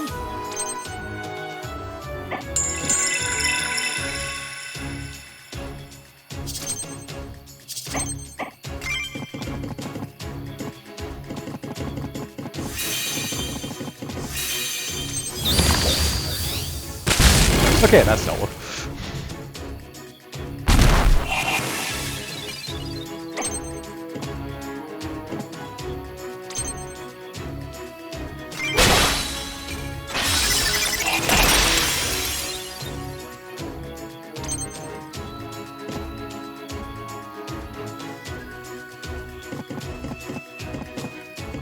And, yeah,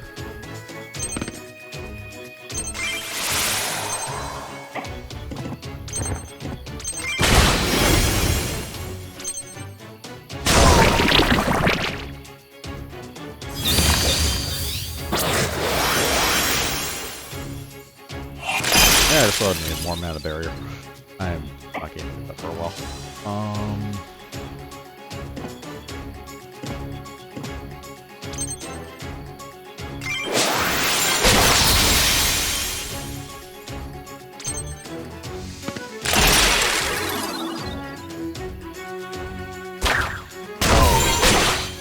There we go.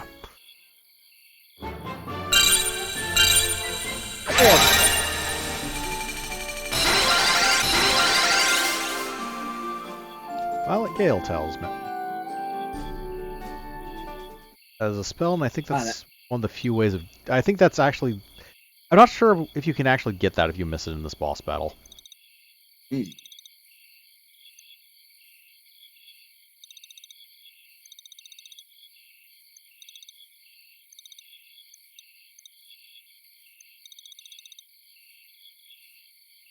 Alright, I'm gonna pop out and help some other stuff.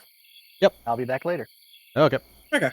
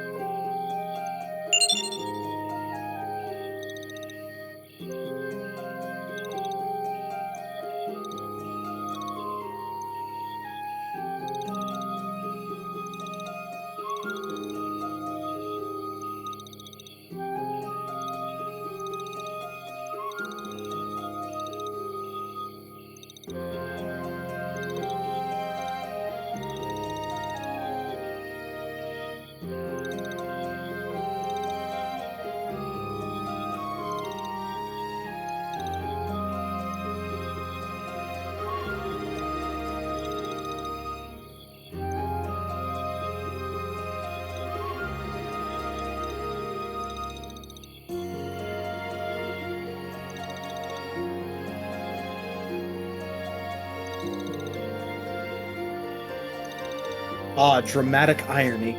Kills off more people every year.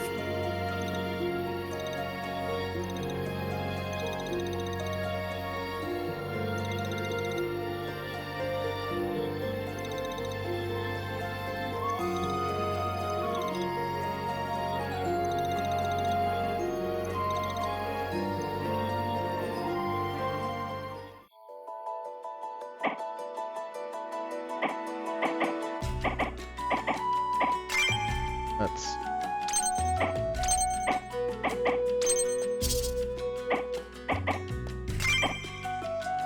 Yep, and now we have Violent Gale, which is basically the fire attack. Nice.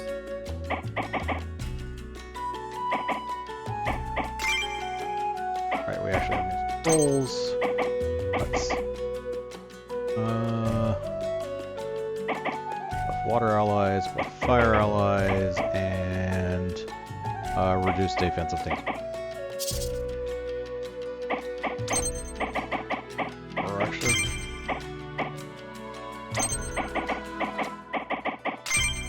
Okay.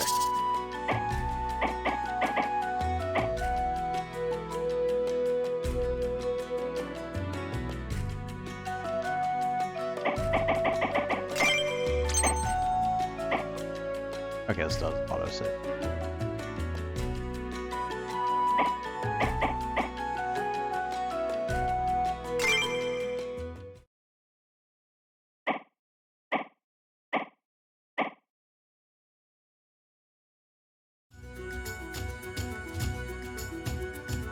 Io's Descent.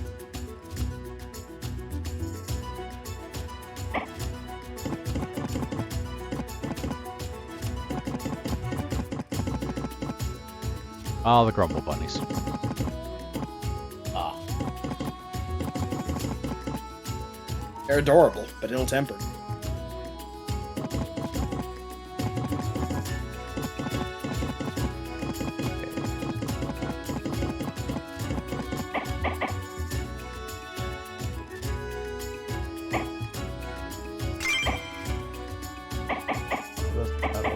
Fire creature.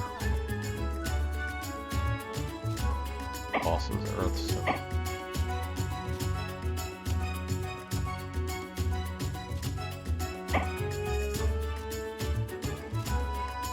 Earth would actually be pretty. Alright.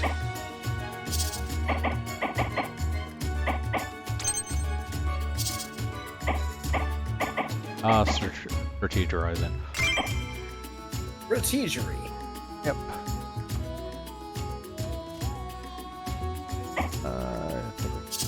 That. Variety.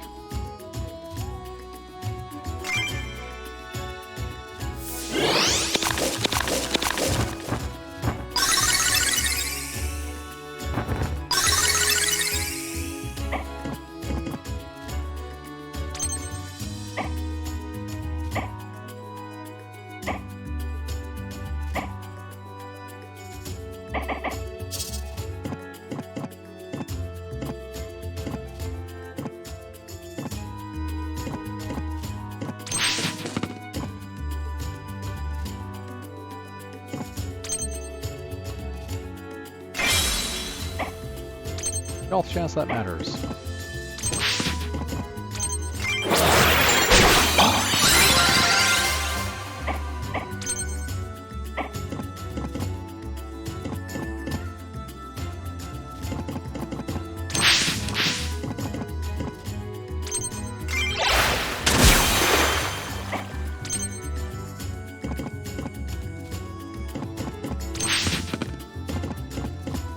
I don't remember the does elevation give a damage bonus or anything like that? Or Yeah, that's what the bird's eye, that's what the bird's eye bonus was. Yeah. I see. Yeah.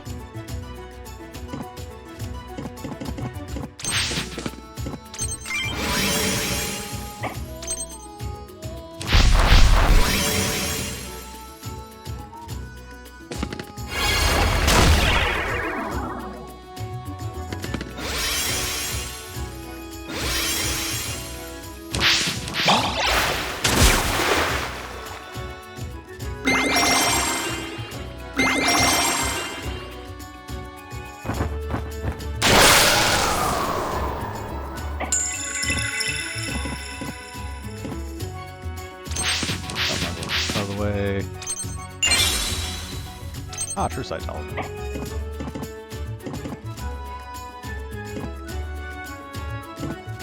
Yeah, okay.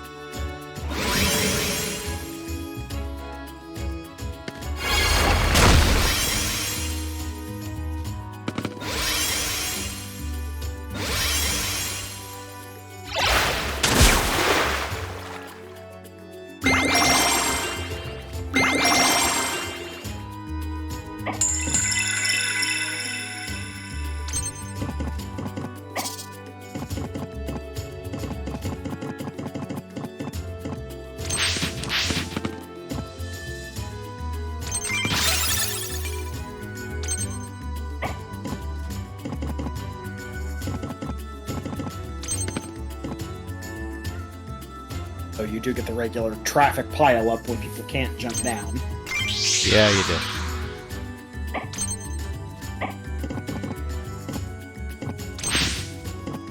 Which is okay when you have the range attacks to take advantage of it.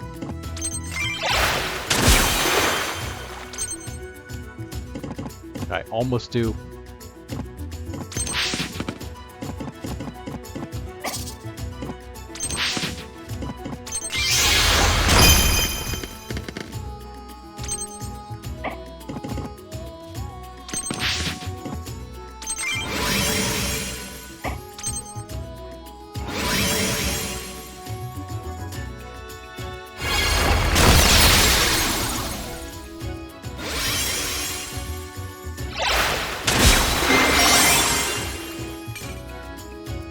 Tranquil.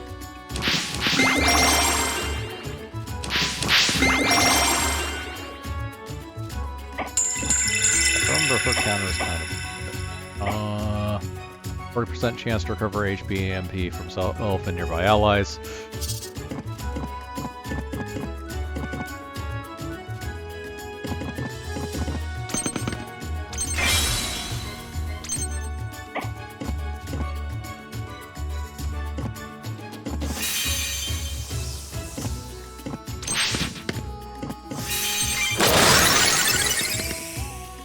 Ah, card. And a card. Whew.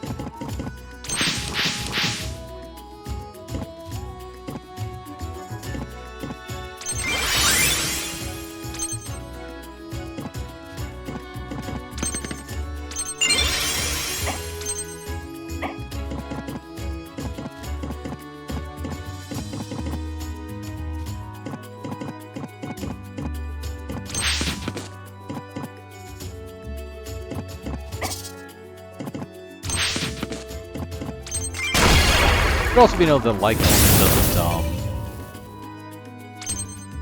resist like elements, which is a bonus in a weird way. As a matter of fact, yeah, you.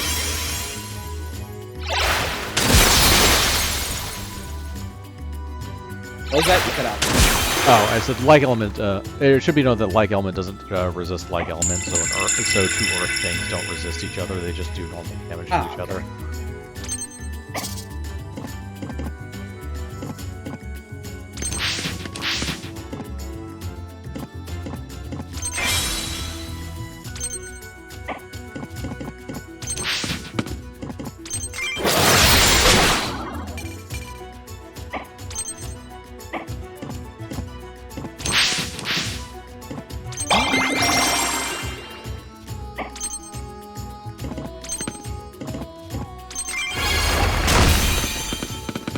Which is good for making things not into like padded sumo matches effectively.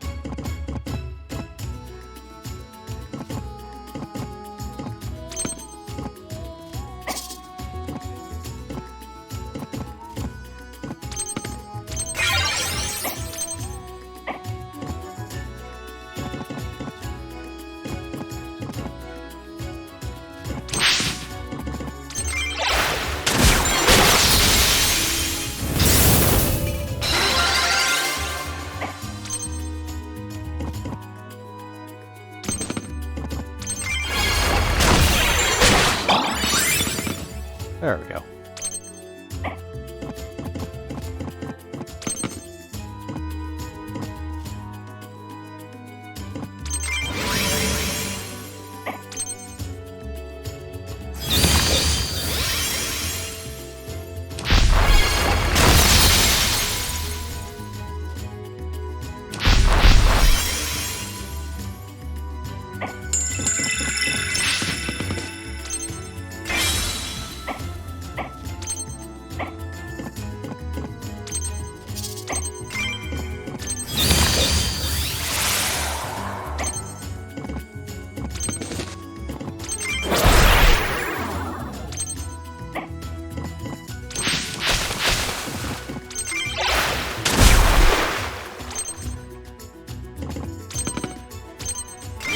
Oh, horn squirrel. Yep.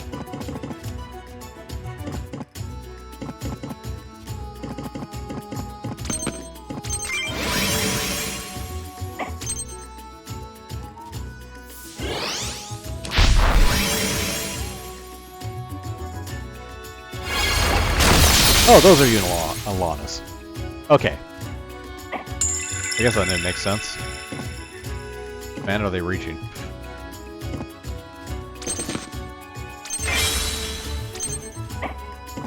Go, dog! Walk up here and wait, so you can basically counter, or so because you can basically combo with everyone.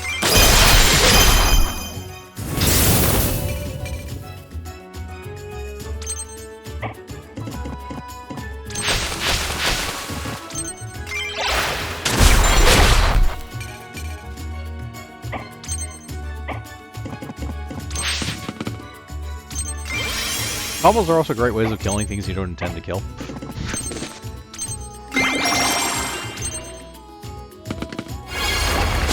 You forget you're comboing something and you throw an attack and you're like, oh no! Extra attack! Surround a thing with 3 melees, you throw an attack, the initial attack kills them, the other 2 basically execute it. Yep. Get him! Kick, kick, kick, kick, kick. Insert that one JoJo's reference here.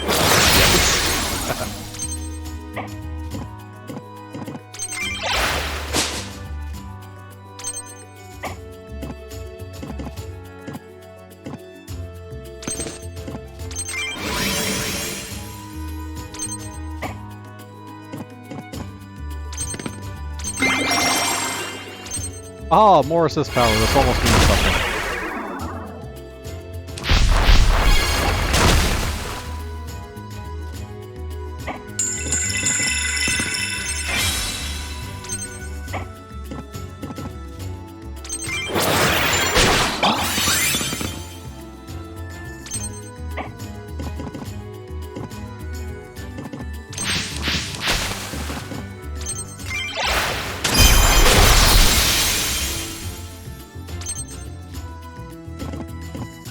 Here he comes, here comes Speed Racer.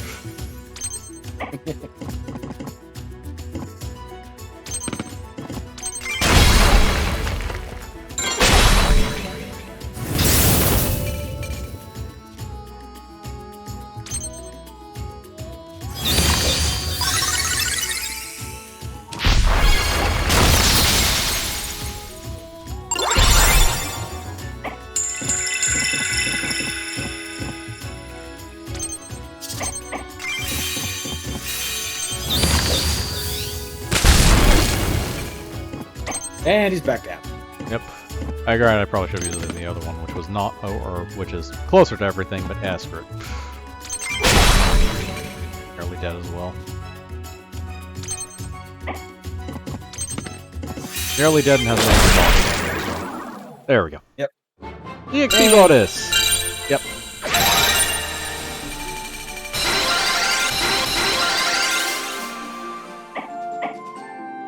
True Sight Talisman that I'll probably use very strategically in like one battle or something.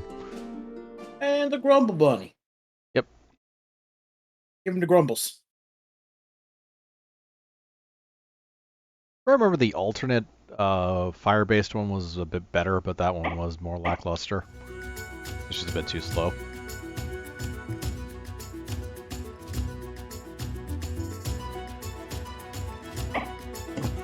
Let's see what we're dealing with here, basically. A lot more water. Including a water troll. A river troll.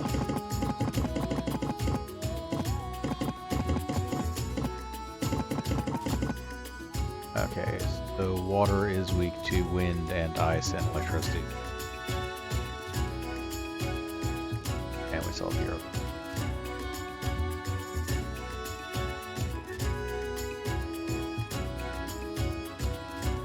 No fire and wind.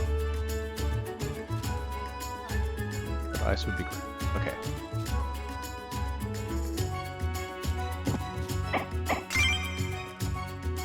If I had to choose it twice, ice is also nice and would suffice. Indeed. Look out, here comes Robert Frost!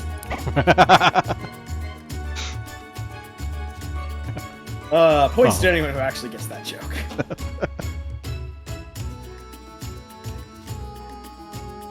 Indeed, because it means they paid more attention to their public education than most people did.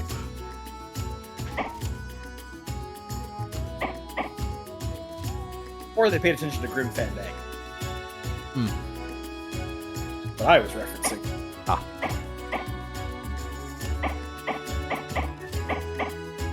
Yeah, I think that's still about the best I'm going to do. Okay.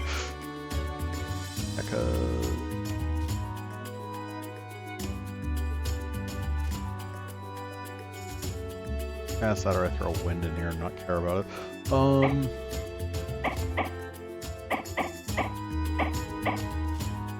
Probably a violet gale. Firing. Good. Most of the stuff is water. Okay.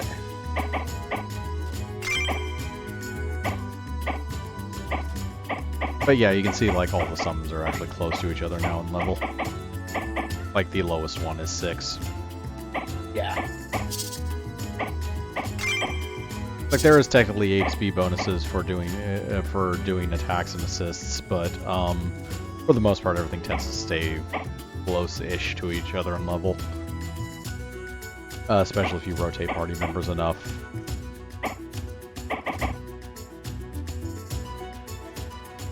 Oh yeah, that was good. So.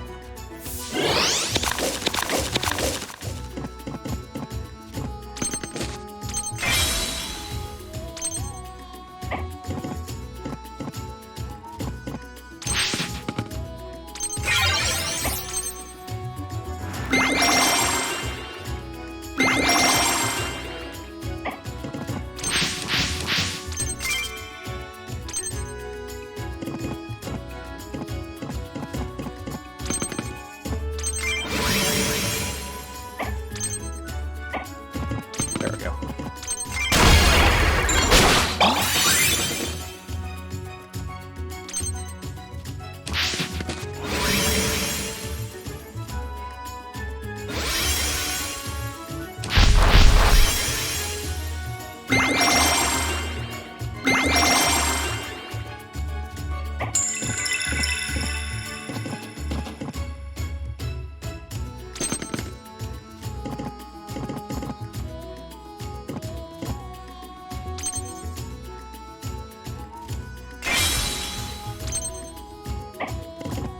Charge! Because I got nothing better to do here.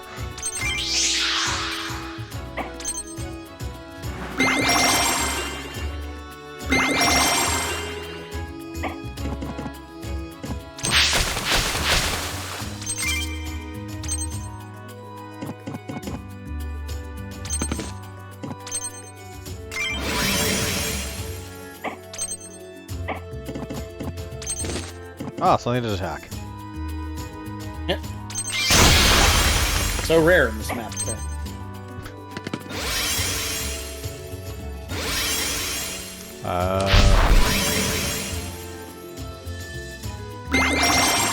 Like my one flying unit is fire, and that seems like a bad idea on a map full of water creatures, so...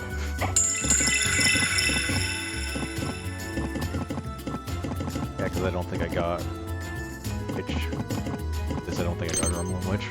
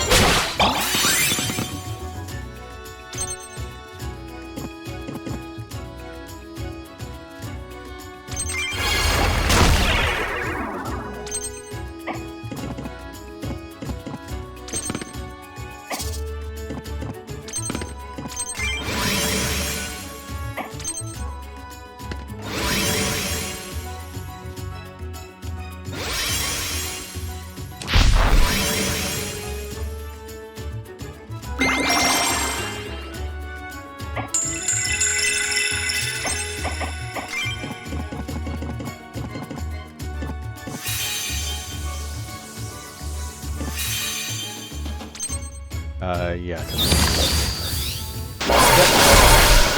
And it's just a nice grouping of enemies to hit. Yeah, only one of them was actually weak to win, per se, but it just outright killed him, so... Yeah, damage is damage. Yeah.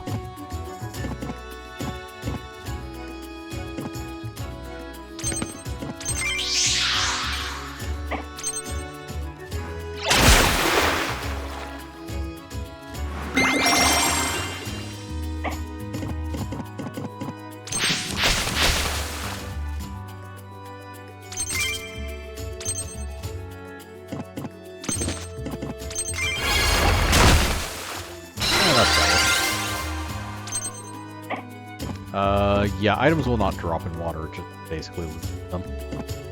Now that I think about That's it. unfortunate. Yeah.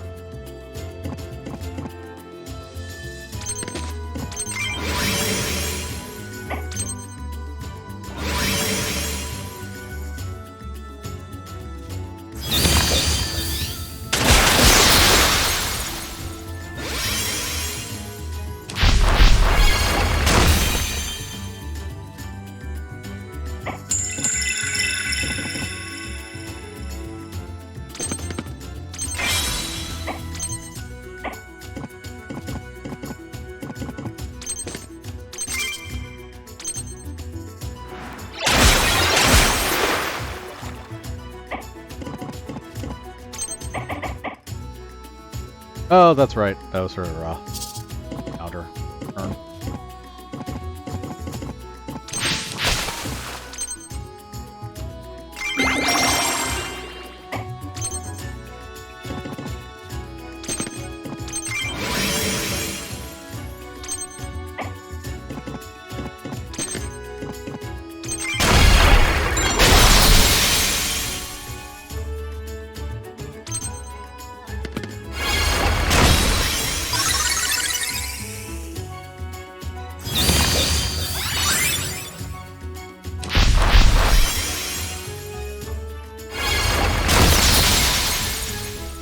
Yeah, Chico I like as a character from a design standpoint because it's a very well-built tank character in a genre that generally just doesn't have tanks. Yeah. Like, all of his abilities correspond for what he's supposed to do because it's, yeah, weight makes it so he literally just takes attacks for people. His reaction skill increases, and counterattacks if they're actually next to him. Revenge, which the chance goes up by like 20% with his weight skill, I think. Yeah. But yeah, Revenge makes it so his attack goes up as well from doing it, so it's highly beneficial for him to do it in that respect. He has a healing built in as well from killing things.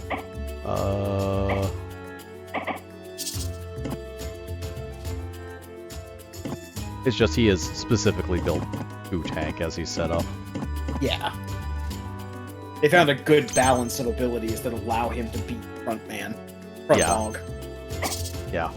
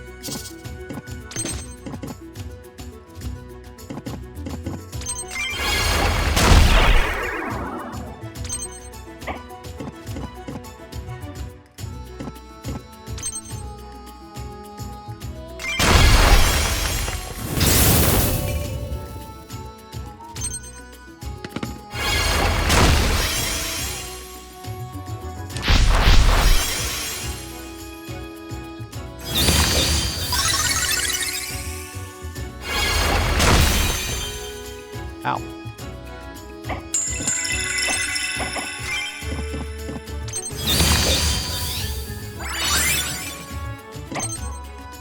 They pretty strong hit there. Yeah. We're just going to stand.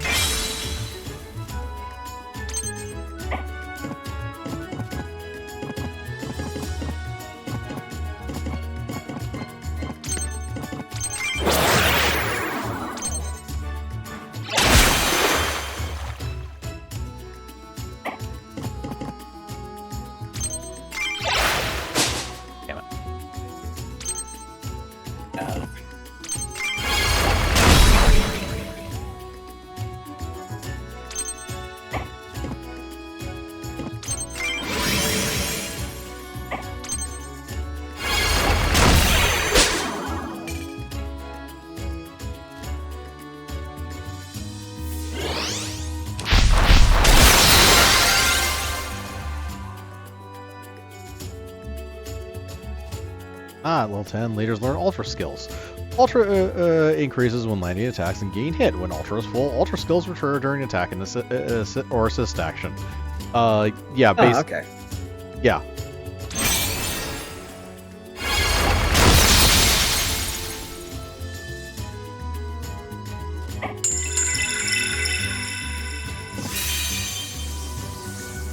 Yeah, so now he basically has a super ability for both assist and attack. So his assist is going to do this. His attack is also fairly strong. The question of what happens if I wait. Left upper. Not much. Okay. Let's not mind that guy.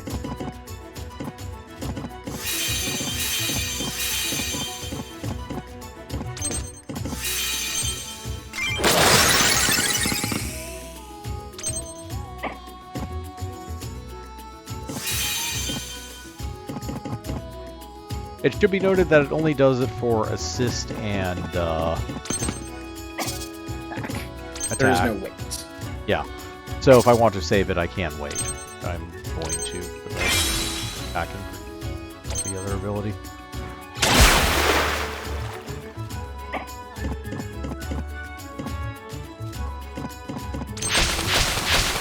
I didn't do this last round.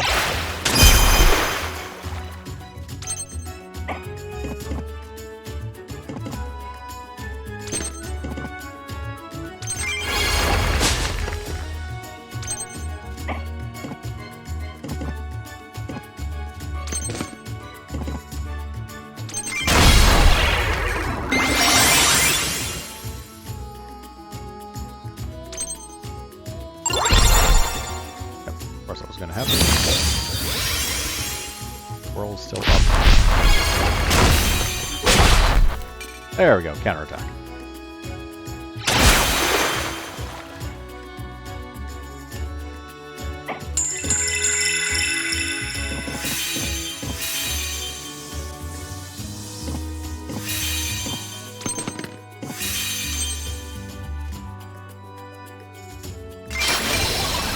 Woof woof.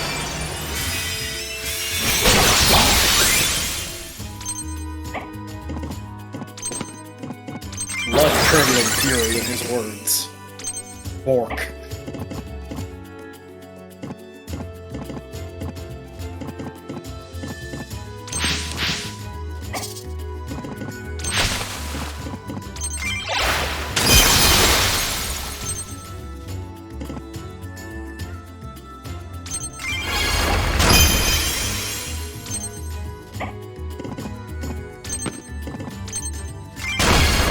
There we go. There we go.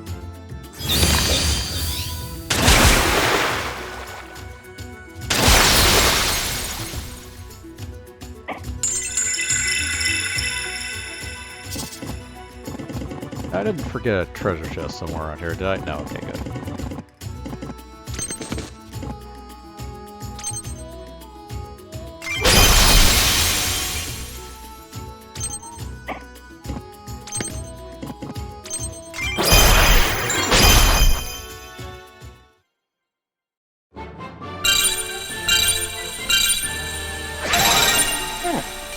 Yep.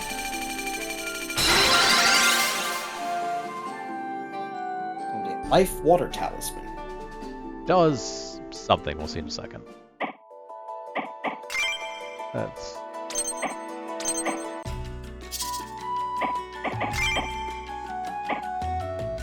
increases max HP of a single target, but has a cooldown of 5. Whereas that recovers 6 and 2. If it has a book next to it, that means it is just story, it is not combat.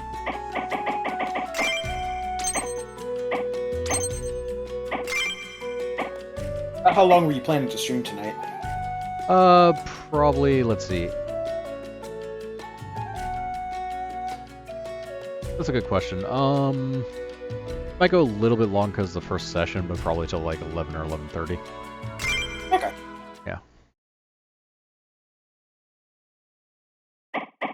give myself some leeway for exactly where things are.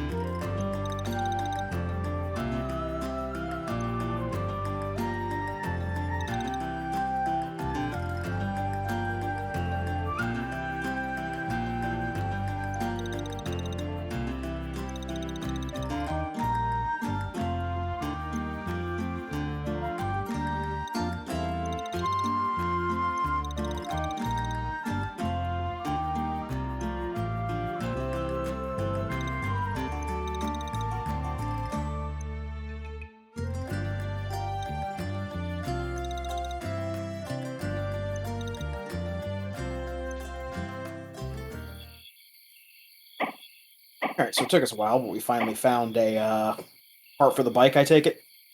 Yes. I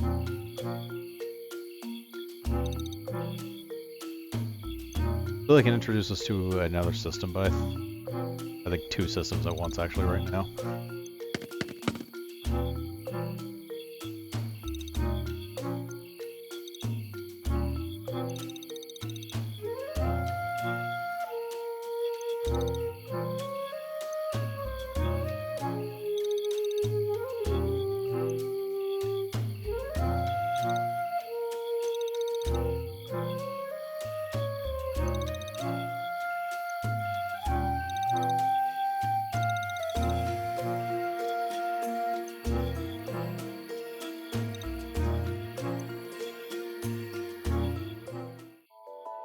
Yep, camping is now available between story events. Matching pairs of food in the camping minigame will grab various stat bonuses allies next battle. This literally costs nothing, you should do it every single time. Nice. Devices. So yeah. And of all things, it's a game of memory. Those things match.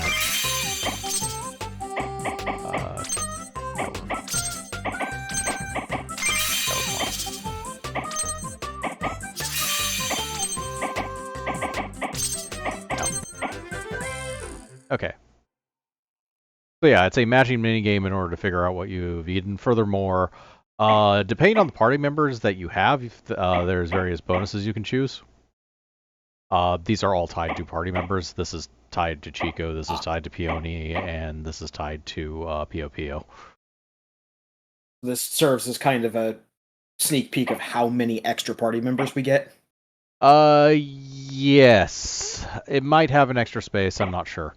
Okay. But yeah, there are a decent amount of other party members that we don't have. Oralwantis is obviously one of them, but okay, sweet food, insect fish. Okay, that is none of these. But yeah, they will increase the bonuses they give, because you can see at the bottom right, the fiddleheads are giving us extra defense, as are the furcorn.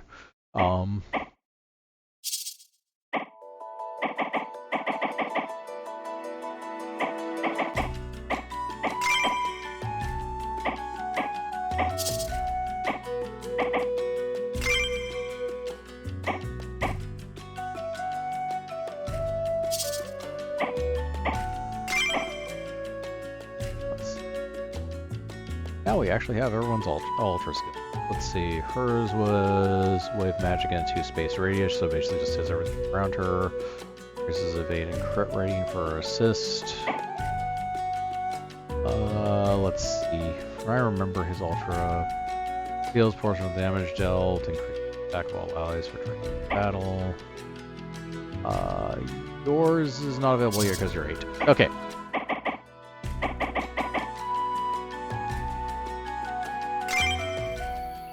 Bird is slacking. Yep.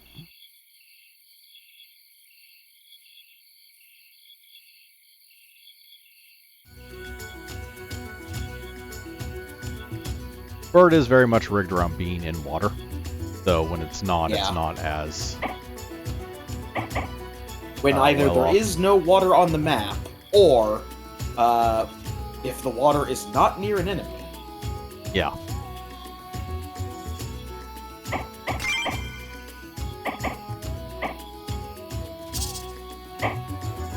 Bunch of room. Couple wind, water, and bosses.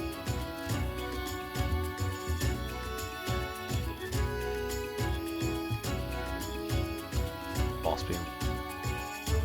Big fire.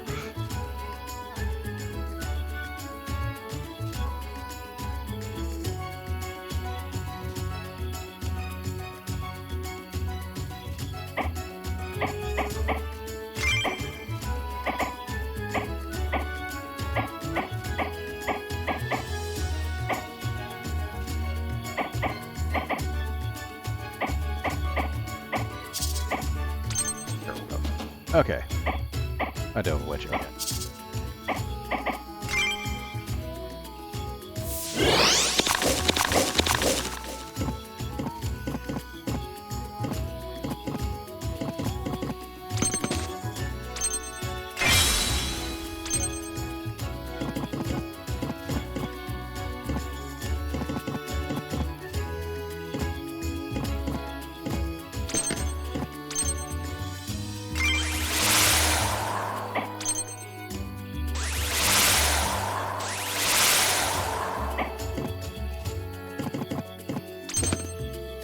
Something the game doesn't explicitly say, but is a mechanic is melee characters are also automatically faster. There's a inbuilt slight speed bonus for melee characters. Okay.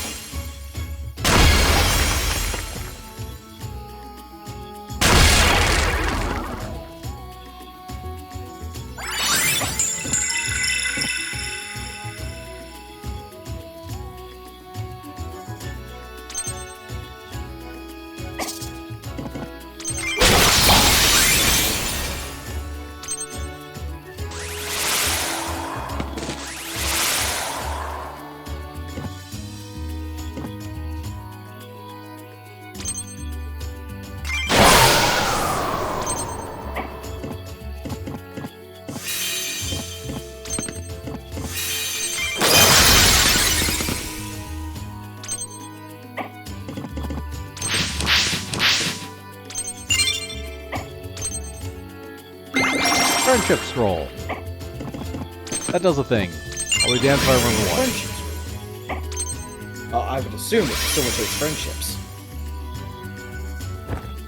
Long-lasting co-prosperities.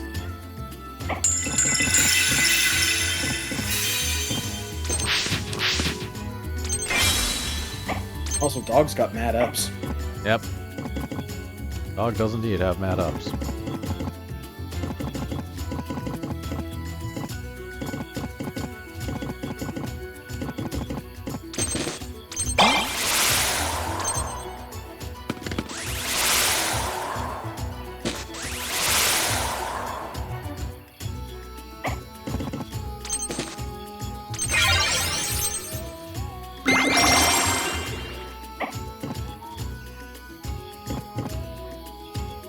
Fairy.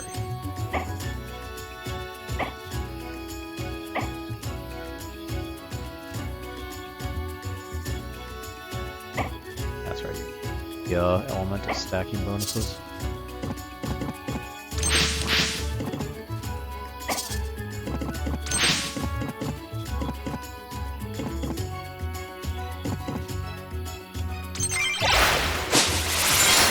Woof woof.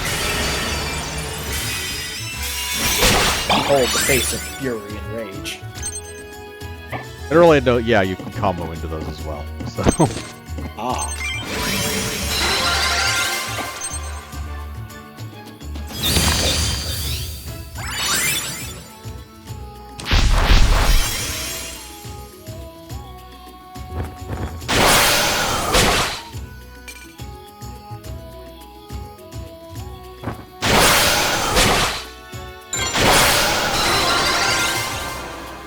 See, Dog also just gets ultra charges like a monster because of how his weight ability works.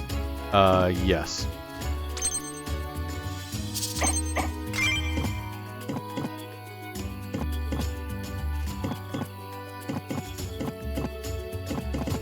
Do that and surprise.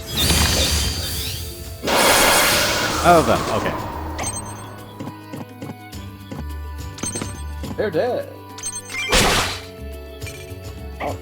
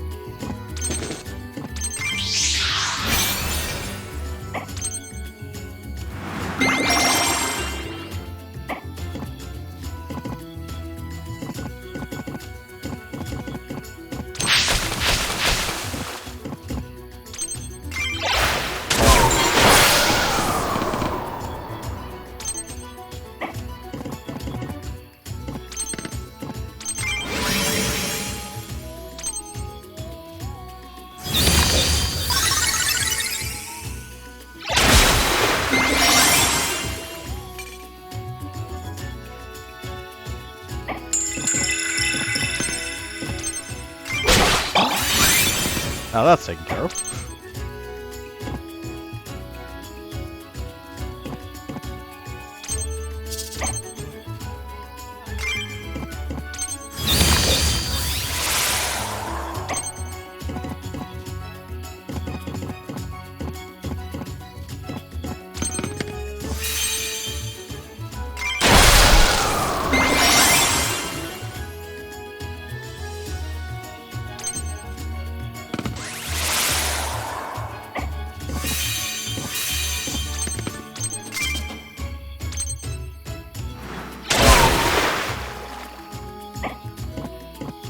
Ah, curse it.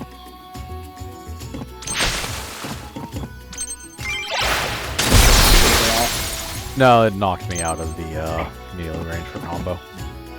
I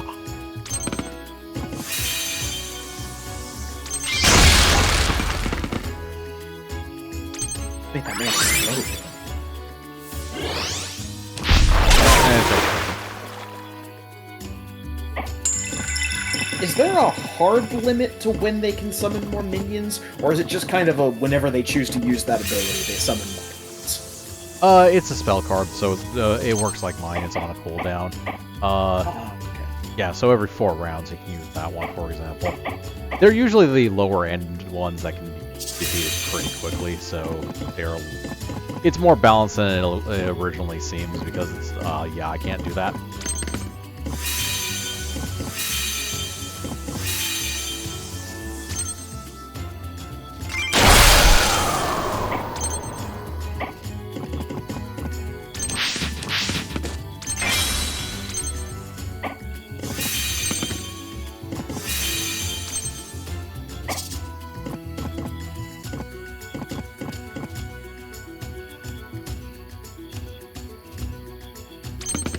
Go chain, but I don't think it matters.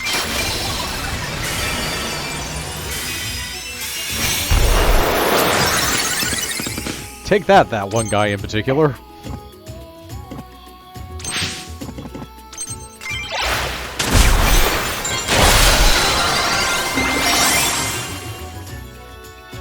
Yeah, it also should be noted that enemies have ultras as well. Yeah, I kind of figured. This seems to be a game where the enemy gets the same toolkit as you. It comes down to who's got the better use of the toolkit. Kind of. It is still very asymmetrical between our toolkits. Like, he gets spells I just plain don't. Like, some, for example.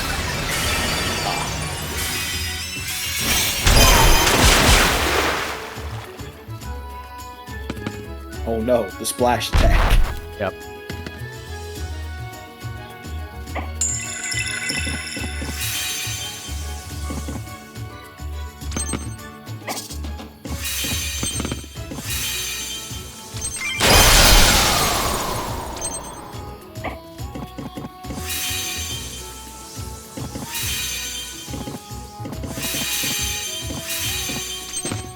Yep, I think we'll fall.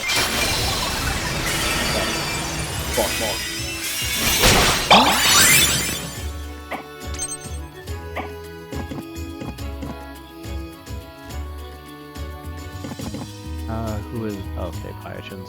So, yeah.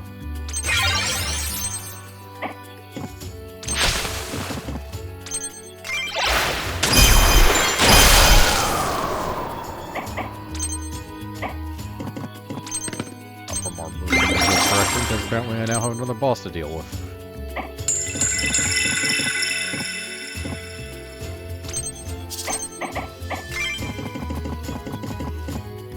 So over time, do more enemies just appear, or is this a map-specific thing? This is a map-specific thing. Usually there's, like, huts on the map where, like, 1 or 2 minor enemies might spawn. This is not the norm for this game in general. Okay. It is just this map being this map. Particular match. Yeah, this particular map, an extra leader spawned. Oh no. Yeah. And, like, 3 extra enemies spawned up there on the hill and etc.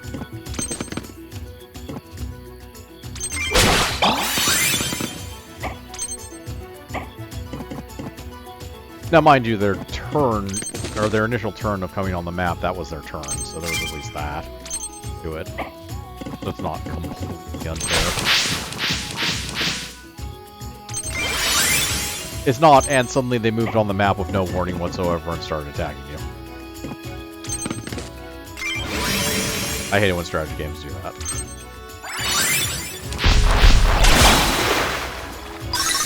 It basically makes them, like, a pain to play unless you're specifically, like, reading a guide at all times in order to know when the game is going to basically be trying to, like, fuck you in the ass with random surprise nonsense.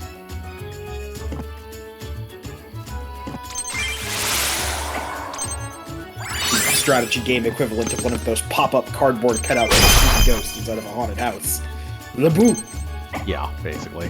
Only it's a boo that comes with, like, 2 crits and you having to restart a very long mission already. Yeah. And there we go. There we go. Scrolls! A whole bunch of scrolls. Yep. Runa scroll, friendship scroll. Oh, is a friendship scroll how we get more dots for summoning friends? No. Battle? No, that is that last system, actually. Or it is tied into that last system, I should say.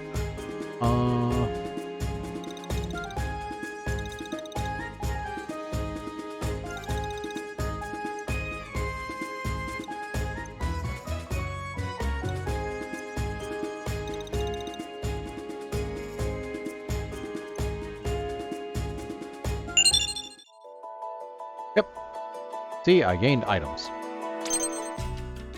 Using spare RSP only finds during your travels, you can craft and upgrade various devices, use the device menu to manage your devices.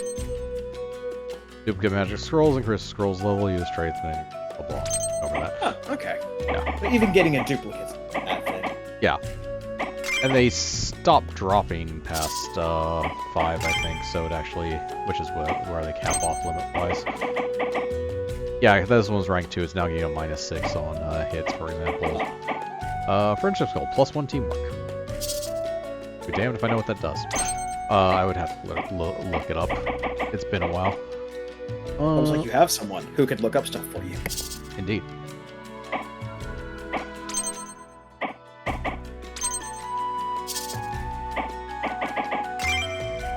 But yeah, the upgrade system. Specifically, I might as well upgrade the motorcycle. Teamwork extends assist abilities X square from the target. Oh, okay. That's actually kind of useful. But yeah, upgrading the motorcycle increases more points of interest. Basically, more places you can go. You actually do need to upgrade it to get story missions at certain points. Magic Tech gloves increases EXP gained. That one increases effects from eating magic berries during battle. That's one of the berries on the ground, basically. Soul Gear. This is the thing that upgrades your summoning capacity. It's at you're basically upgrading your headphones. Yeah. Magma Ring increases Iron Earth. This increases when it's on fire. Yeah. Survivability from wounded ally leaders and capacities. Summons gain guts. Yeah, guts is when they die, they come back at a low amount of health. Let's increase spell talisman power. That's how we actually make our spell talismans better. Scout goggles reveal hidden items on the battlefield. Increases rate and value of hidden items. Increases rate and value of hidden items. I forgot hidden items are a thing. It should be noted that these do actually upgrade rather quickly. Getting these items isn't a big deal as long as you actually... Because these will drop in battle now. So they aren't the hardest things in the world to pick up.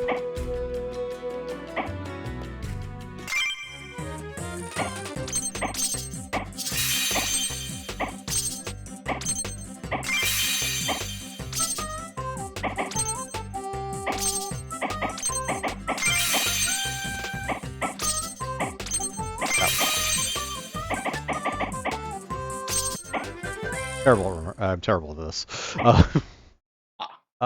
Meat it is. Yep, extra 3 defense and extra 10% attack. Nice.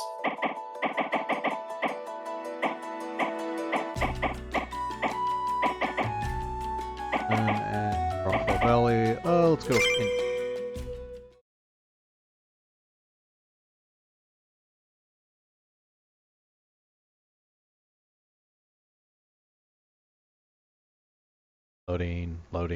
Loading.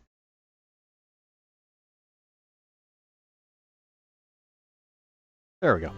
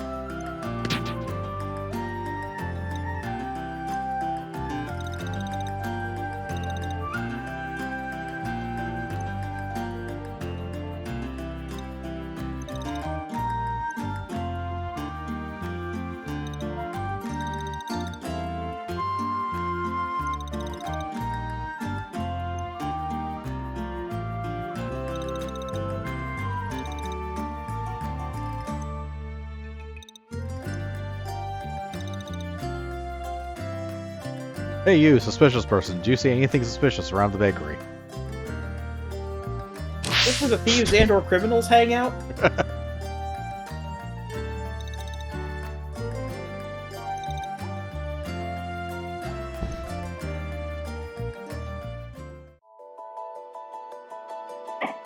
This is a story mission, which we're not going to do because it's actually really fucking hard. Let's do this story real fast.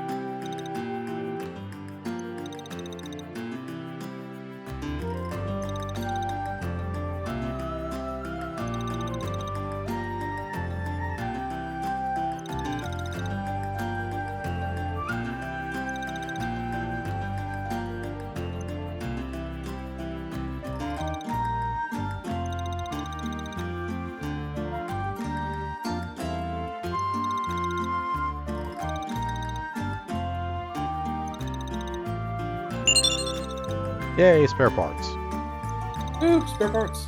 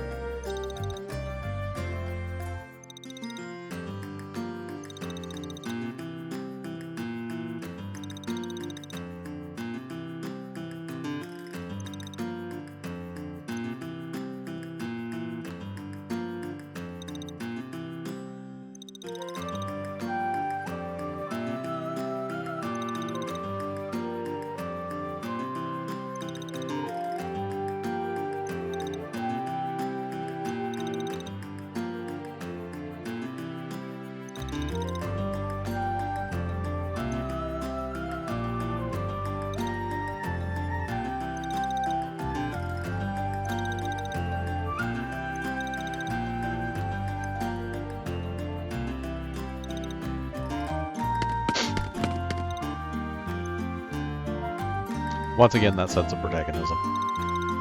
Yep.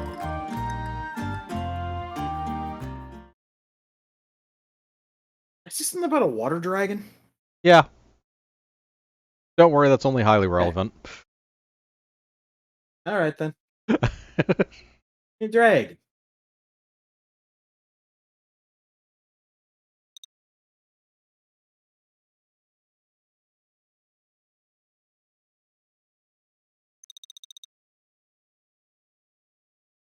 These are POPOs, by the way.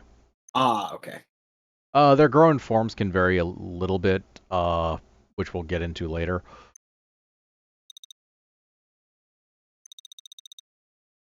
But they all start out as like baby chicks, like Pyachin is. Ah, okay.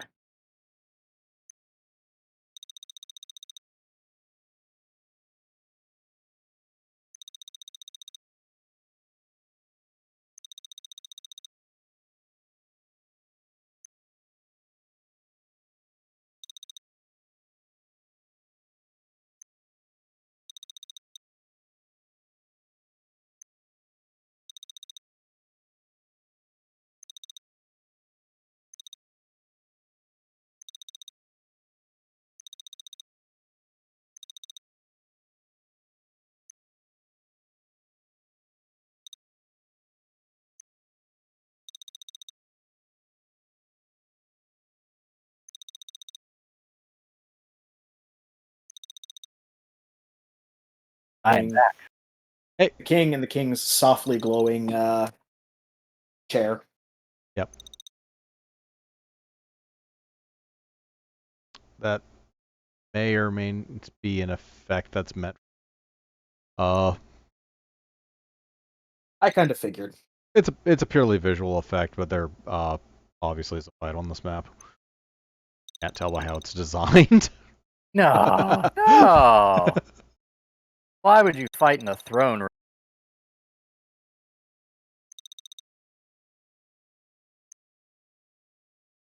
King, have you thought of something witching the problem?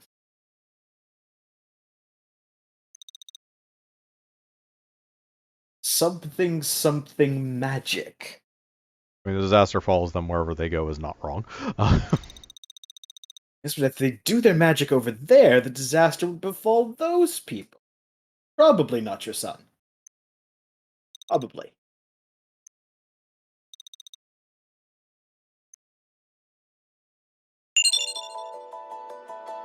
Oh yeah, stuff he gave us way at the beginning of this cutscene. I don't have enough parts for an upgrade. Do I care about it? Yes. Yeah,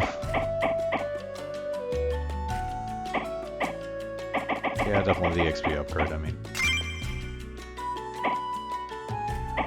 Ah, I have gloves. This will help. Yes. Magitech gauntlets. Love's good. As with any XP upgrade, best taken early and often. Yep. Except So, as you can tell by this series of battles with boss fight at the end, this series of battles with boss fight at the end, this series of battles with boss fight at the end, and these 3 battles, this singular, unimportant looking battle is easily the hardest thing out of everything here. of course. Unless they adjusted it between when I played this game and now, which is entirely possible, but I'm not going to try and find out. Let's... I mean, what's the worst that could happen? Let's go into the forest. That one is fairly simple from what I remember. Go into the forest and we're gonna probably fight somebody. It was like 3 battles were guaranteed to fight, thanks.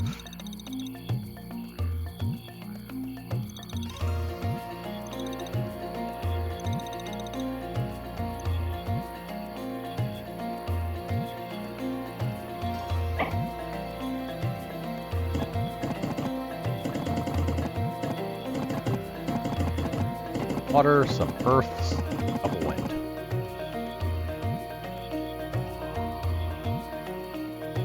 Water screws fire, earth screws wind, wind's water. But clearly the answer is ice again.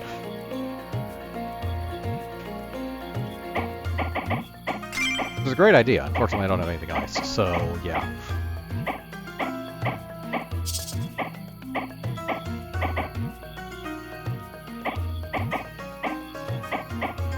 Sure, you two again, because why?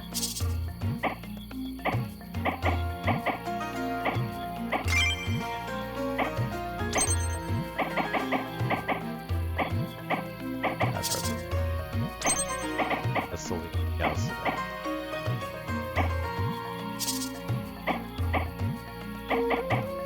Alright.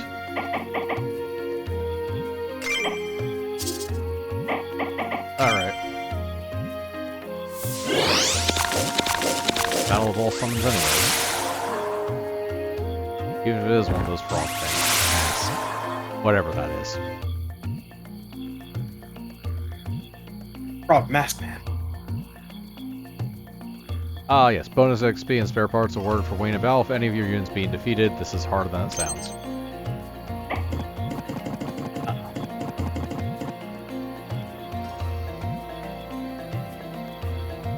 Belzebufo. Yeah, before I remember... Exactly. Yeah, also hits units adjacent to the target.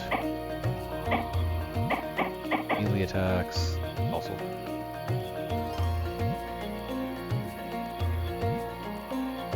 increases its attack.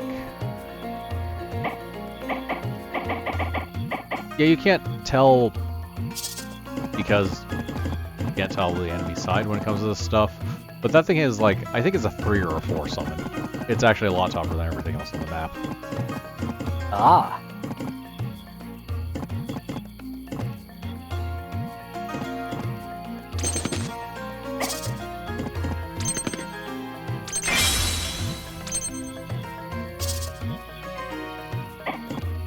I'll be right back. Yep.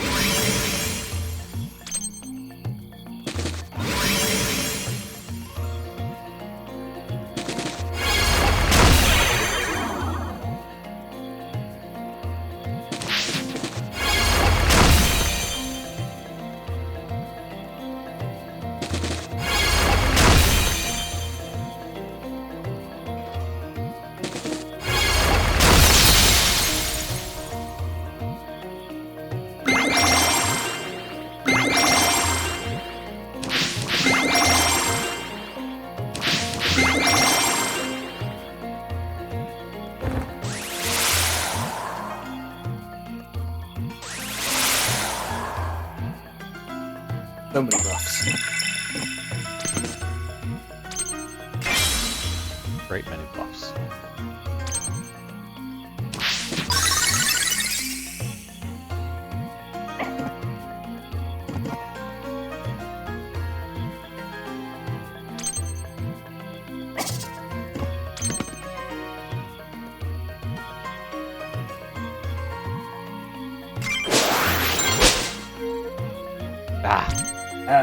Dodge score. It also stopped the chain, which was part of that.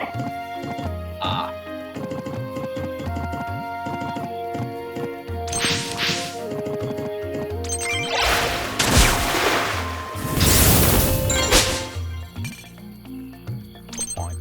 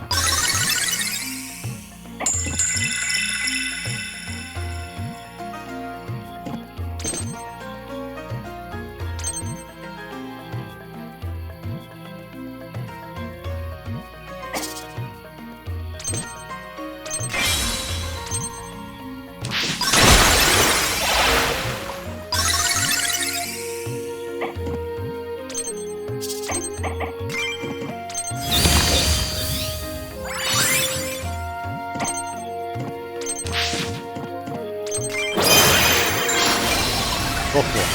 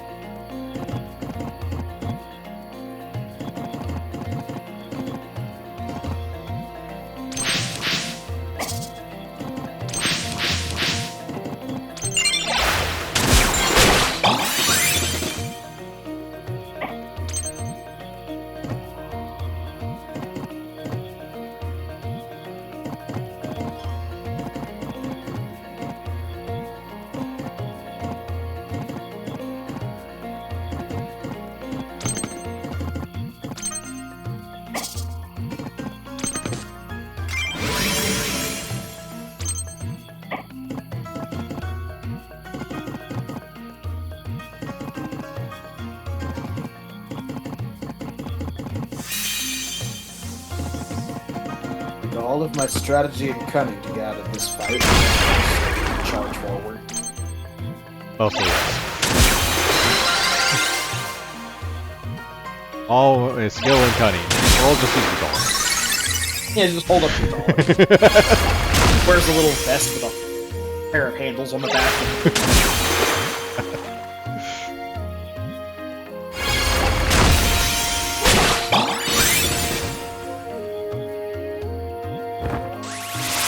Yeah, now that we actually have the ability to do the gadget, a lot more of the top gadget parts.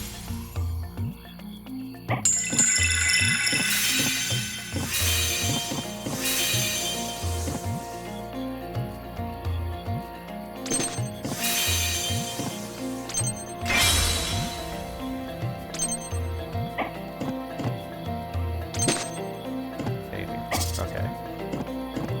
Attention.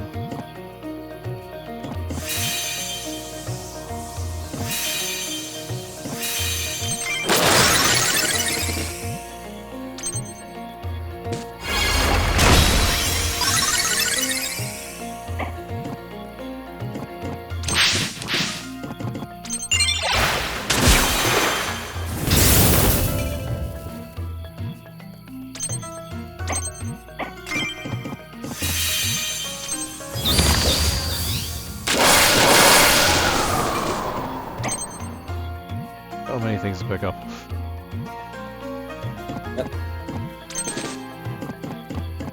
Is there any time you get like held for picking up goodies?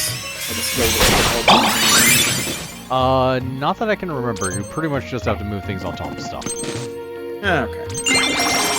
It's not the hardest thing in the world when they're down to like one enemy or two. It's not like they're going to kill you at all.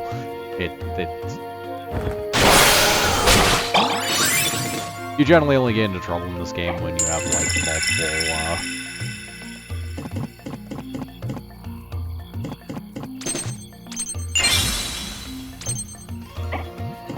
multiple like enemies on the map attacking the same person or something, or if it's a particularly tough enemy.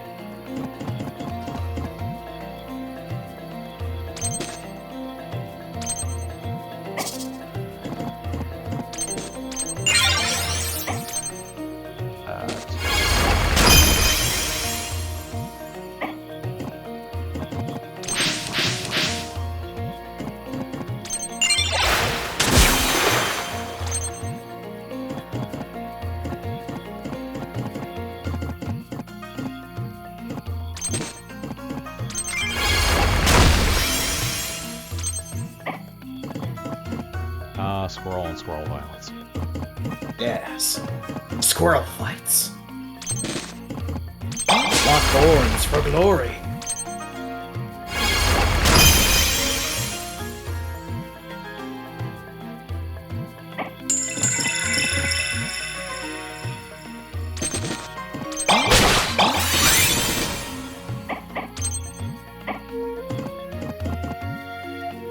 Okay, no, I don't want to do that. I can turn invisible.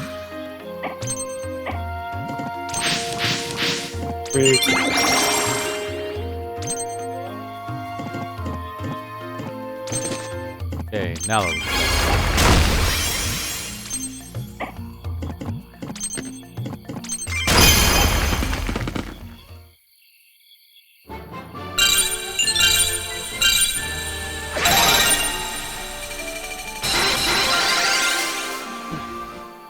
Thankfully, it doesn't have a time bonus. It doesn't judge me by the number of rounds I take. Yeah, that's nice.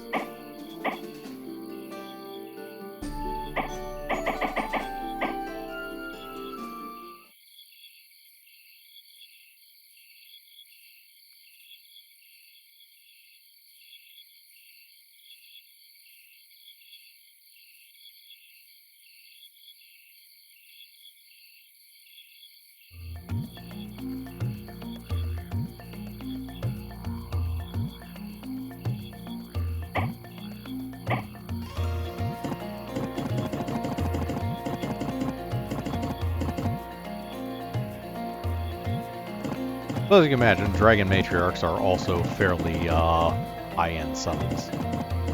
Or high-capacity Yeah, I can summons. guess. Yeah. Considering, like, the egg form is a summon level 1. Yeah. Full-grown mommy dragon is probably very powerful. Probably.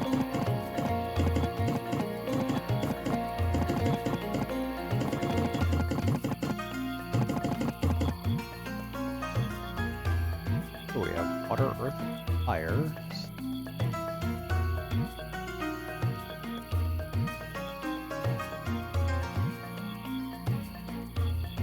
Fire, earth. I have. Are actually using summons.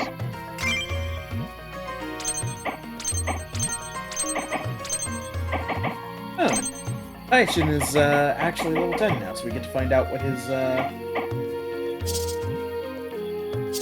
Yeah, what are ultra ability, or her ultra ability. Let me try. Explosion of water hits area around the target, so an actual proper area B attack. Life force heal target. Increases its attack and defense.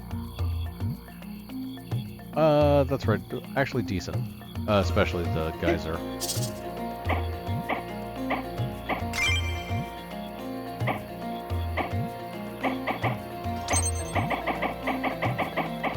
really best with this, actually. Gander's a really good scroll. Again, move is king. Yeah.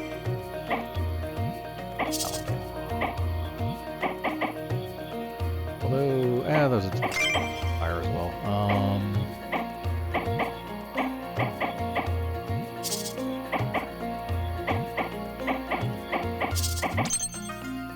Careful of dangerously. Alright.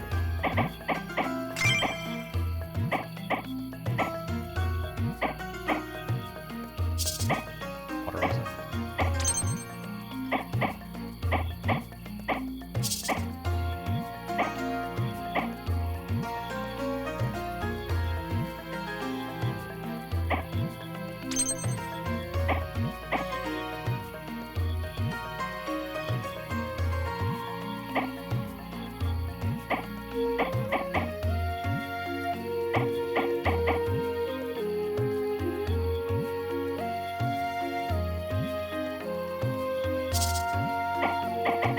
Alright.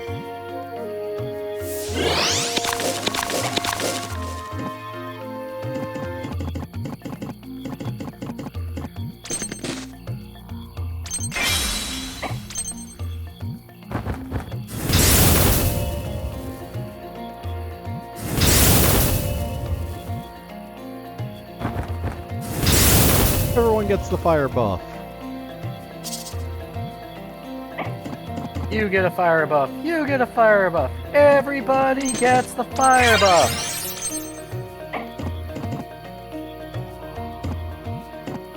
Do we need the fire buff? Oh, you'll need it.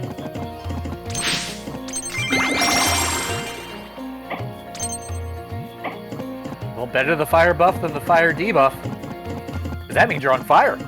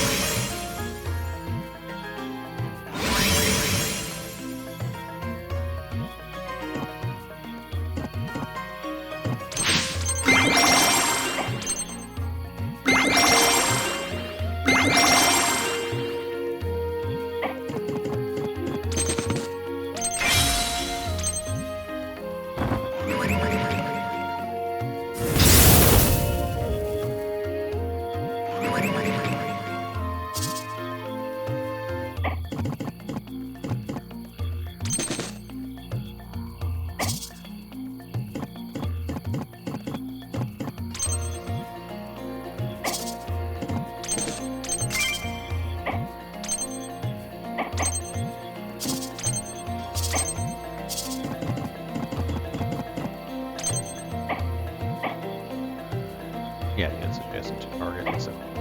Okay. AoE attack. Yep.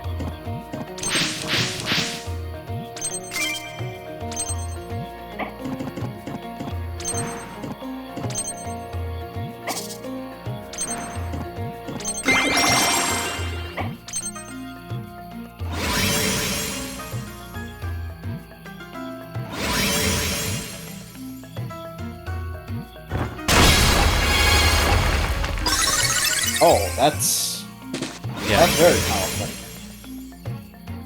Oof. That was more than I was expecting.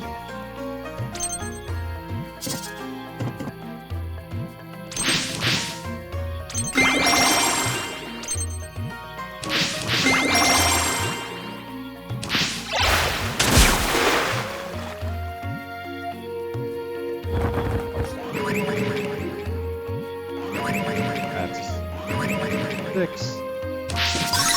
Oh, he's practicing play dead. That's...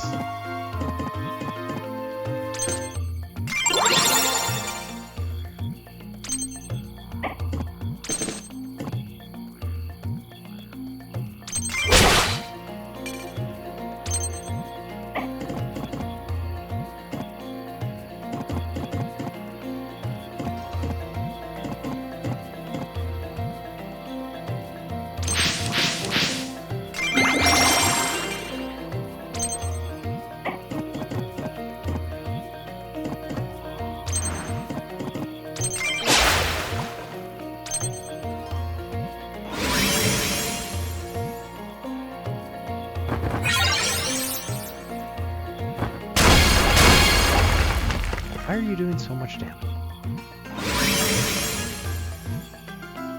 Wouldn't you like to know? Yes, actually. Good living, healthy eating, exercise, Taking the code? being a big old dragon. That's a good possibility. Plus 5 attack for every other dragon on the field. That's why. Oh. Oh yeah, being a big old dragon. Oh, big old Krampus got it spooky right. dragon. Ah, the inherent superiority of being a dragon. Apparently. Alright.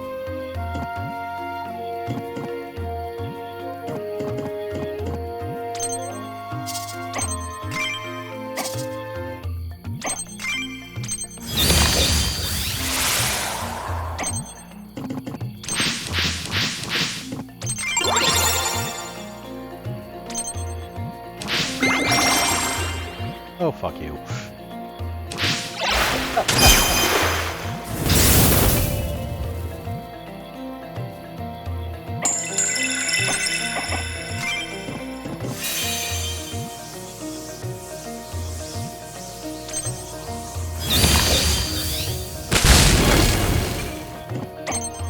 We've got our own dragon rat. Okay, there, no more dragon. Does it have blackjack and hooker? Well, it's got immensely potent fire breath that just killed a dragon, so... Yeah, it's I'd a say good if it wants- substitute. If it wants blackjack and hookers, it can have it.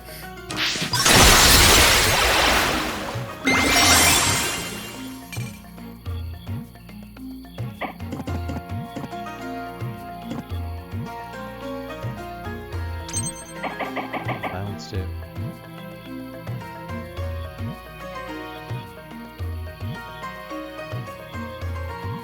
Oh, that's bad. Oh,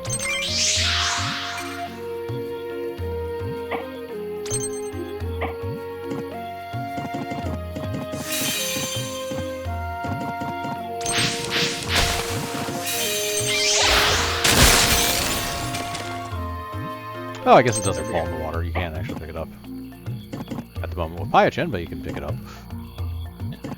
Maybe they fixed that. Maybe that was a thing originally, and then they said, we might want to fix that. Possibly, or I play a lot of different strategies. Yeah. Of course, there's another one of you. Actually, there's two more.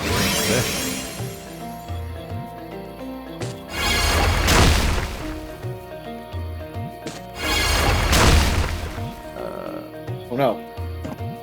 Doog is in imminent danger. Oog, no! Thanks to asshole dragons. Yeah, basically.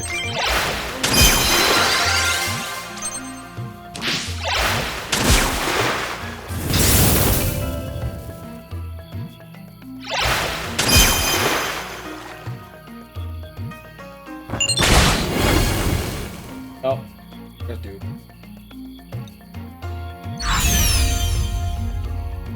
Actually, many times over retreat. Yes, I know. All the leaders retreat. Your party's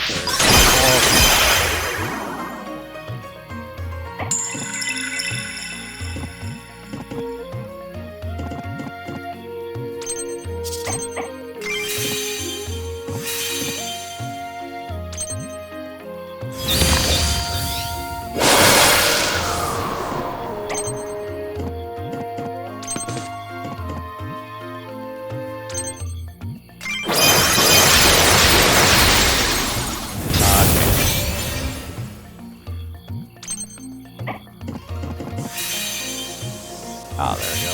Shame.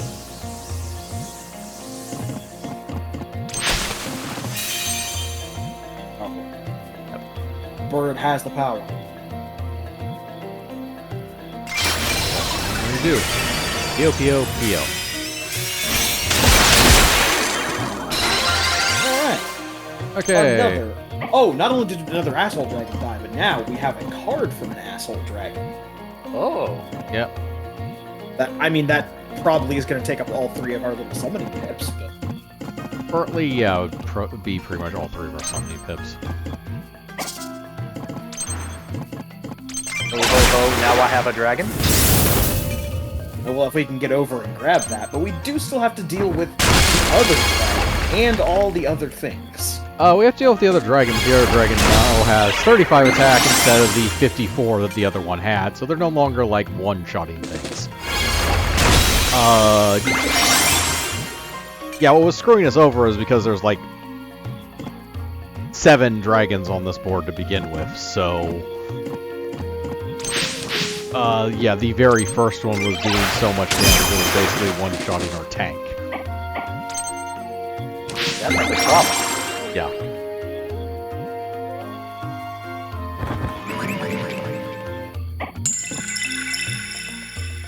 Alright. Well then, that works out pretty well, doesn't it?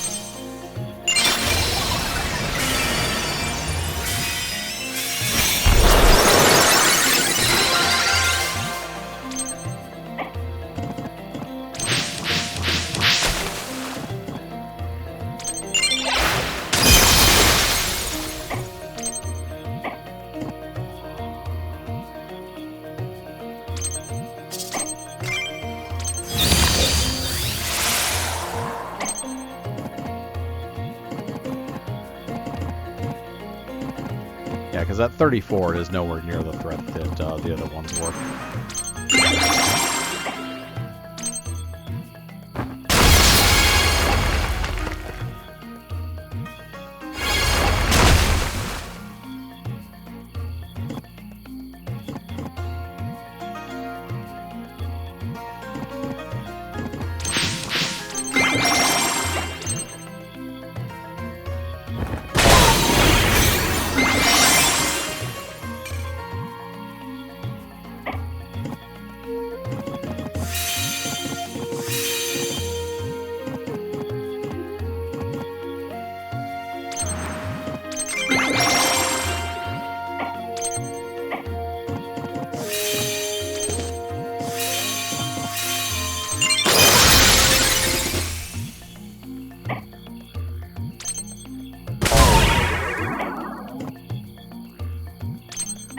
You are on fire right now. Bird curse, yeah.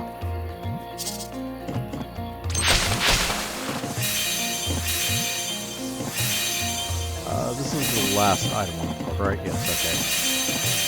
Don't really have Looks to like it. care. Yeah. Don't have to care where it's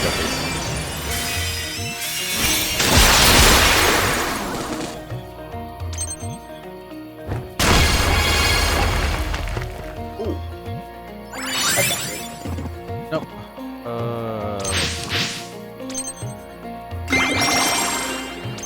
That said, the 3 things on the board are water, so... There we go.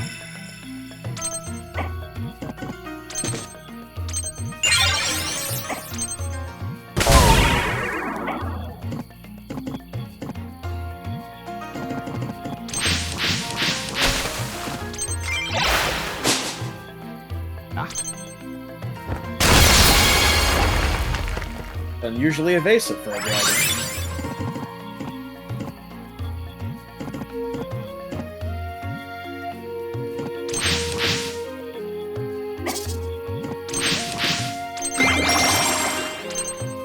Quite.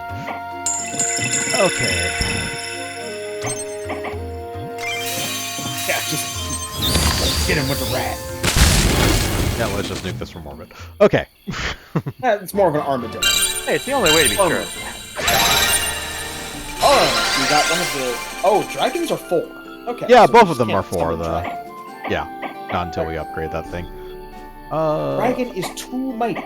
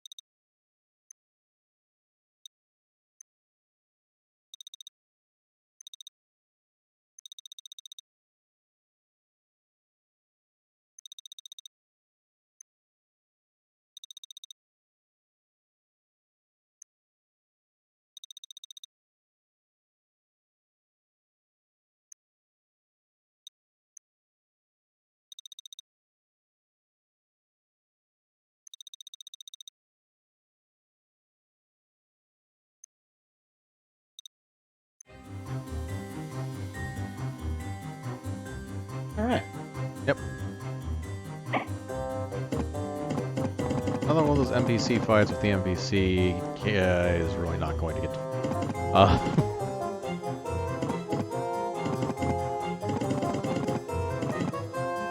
There are 2 totems.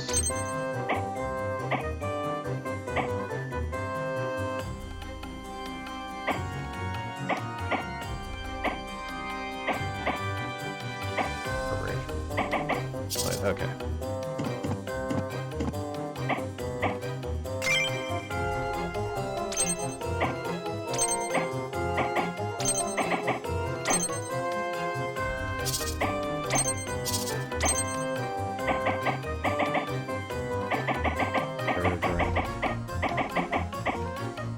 Predator drone.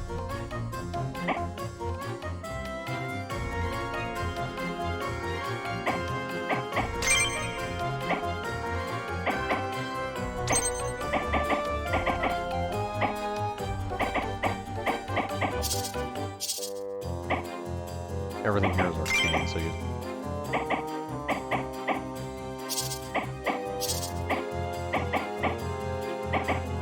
Like these 2 things I can't use. But, yeah, I was gonna say, whatever you want, as long as it's within the budget. Yeah.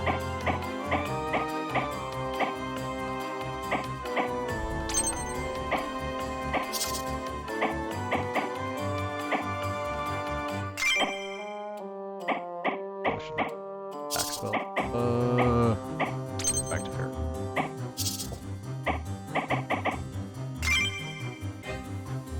Now, hopefully, nothing immediately slams the dog into the afterlife.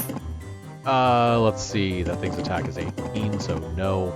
The carrying crows aren't that tough. No, actually, nothing has like amazing attack. Especially partially because there's mana totem. Yeah.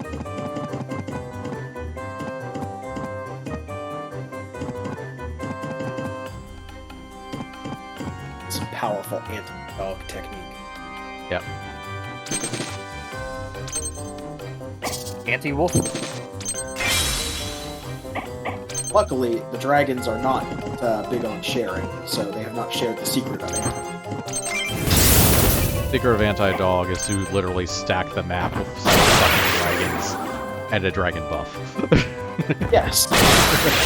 The secret to anti-dog, as is the secret to anti-life in general, is to get a bunch of people together and wail on it. And whatever is alive will not be alive. This is not that hard, Darkside. The anti-life equation is life minus life equals anti-life.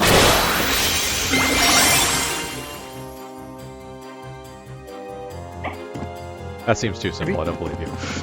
To be fair, some of the life he's trying to snuff out is a bit harder to kill with punches.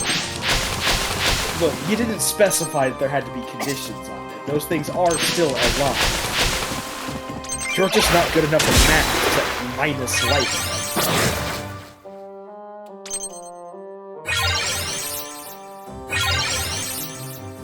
I would say there should be a superhero whose power is math, but I'm almost certain there's been one. There's a very good chance. At the very least, there is, I think the Johnny Quick, the original one, was actually a math... Yeah, it was actually a math equation in order to get speed powers.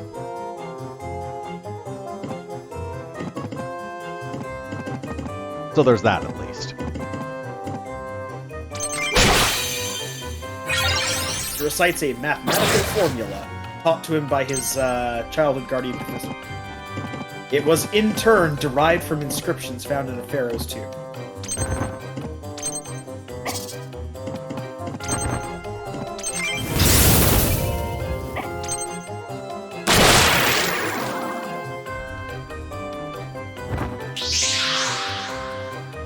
I should say both Johnny Quick and Jesse Quick, his daughter.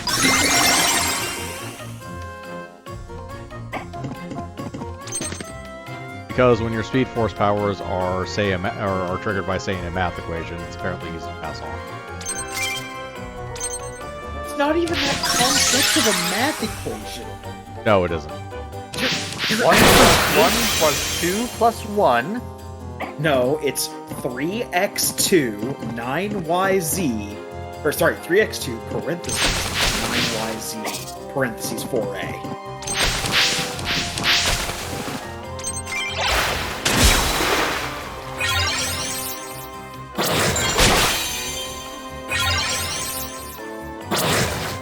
Almost.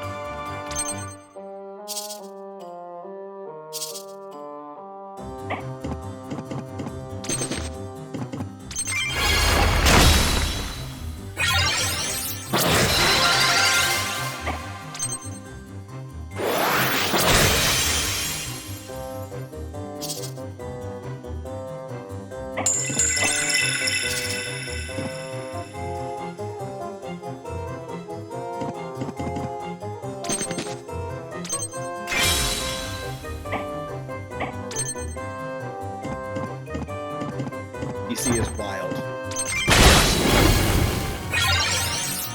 Not going down that rabbit hole.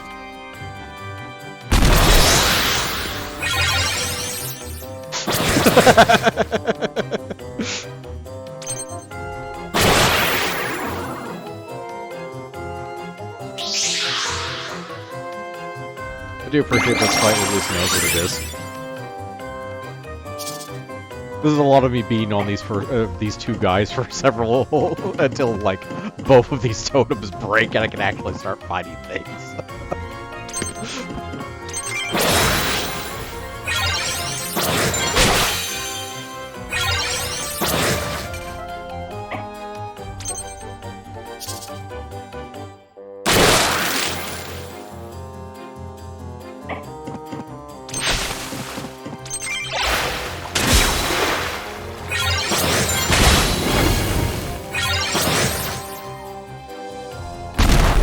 And there we go.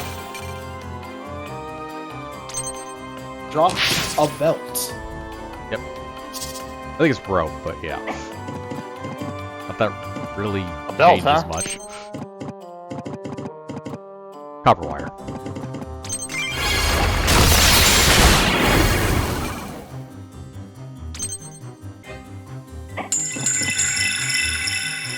A bone serpent. That one probably more than it, but on the map.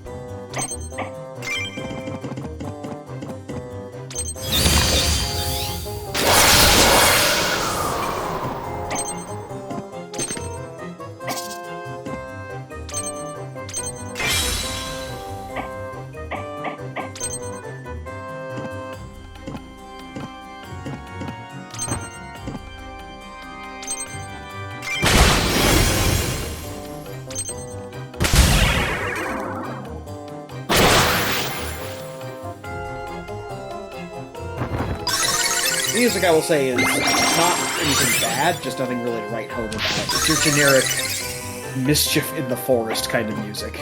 I was gonna say this sounds like something out of Kingdom Hearts. Yeah. Not that that's a bad thing. Kingdom Hearts has good music. I wouldn't say it's quite Kingdom Hearts, I'd say more background track for like It reminds me a lot of the Wonderland. True. Sorry, a cross between Wonderland and Nightmare Before. It sounds a little Danny Elfman. Okay, that I'll agree on. Does have vibes of Danny Elfman backing.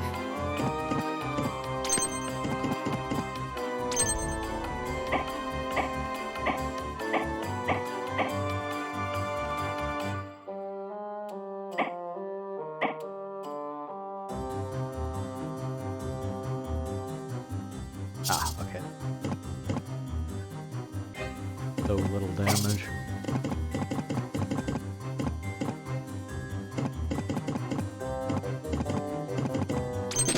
Oh, carrying room. Awesome.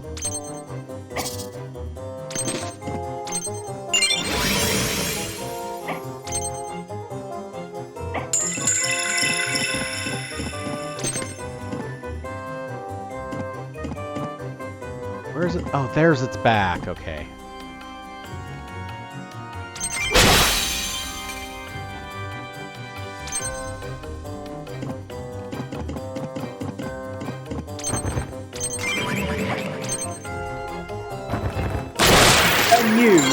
the butt of the skeleton.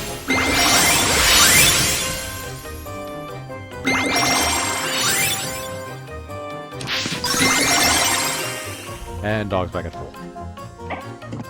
Because when the guest character is a healer.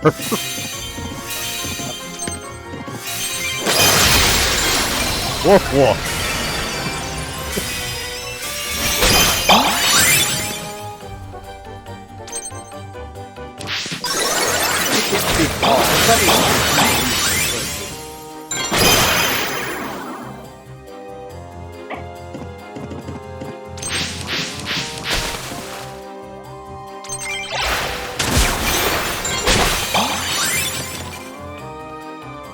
First to chill the very bones of man's bones.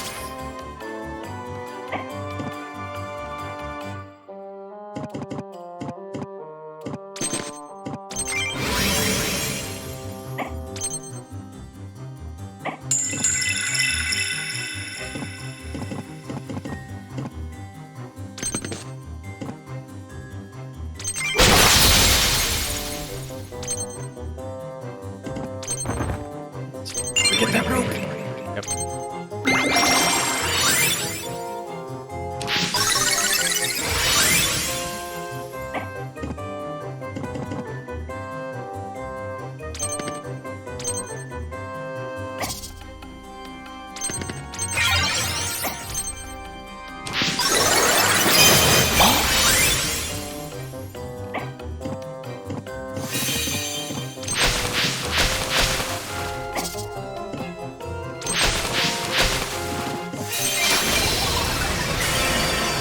Unnecessary levels of damage.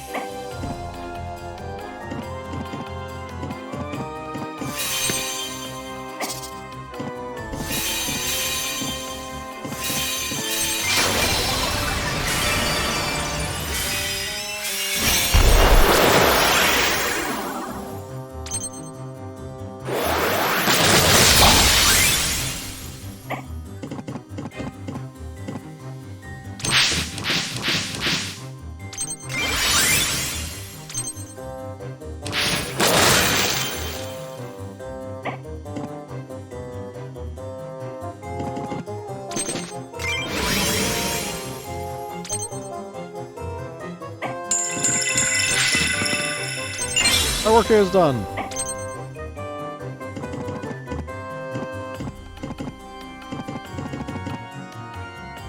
Probably aim that.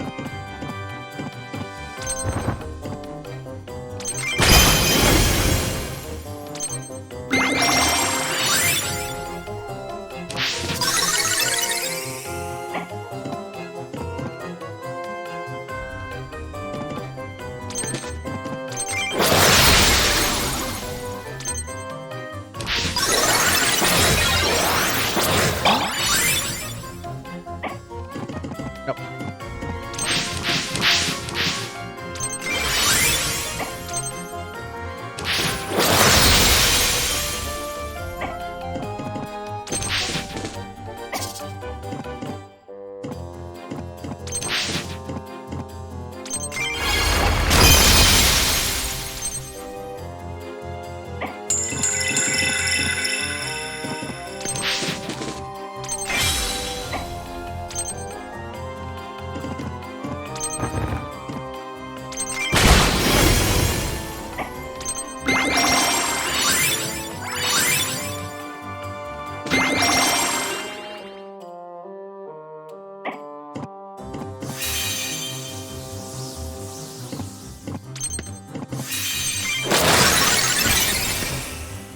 Okay, now to not kill that other one.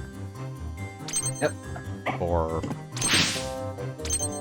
just mine goes. I think that was the. Yeah, because that's from that. So. Yeah, we're out of items. Okay, yeah, just kill it. Destroy him with squirrel power. I'd rather use hammer style. That is not an option.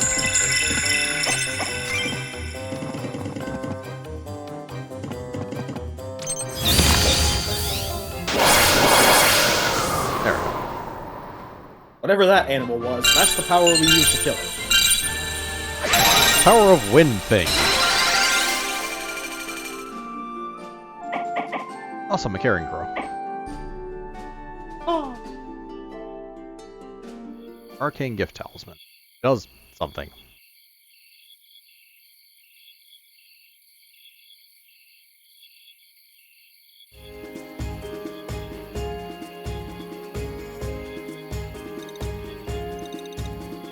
After this cutscene, it's probably a done stop. Yeah.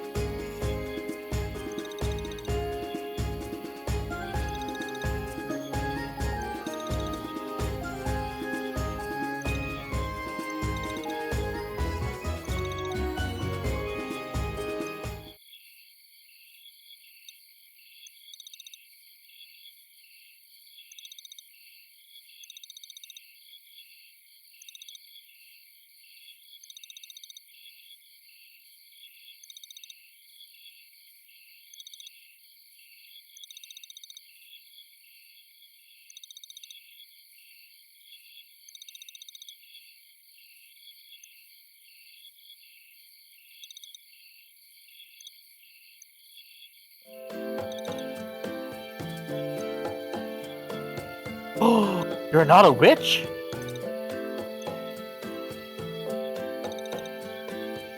Been lied to.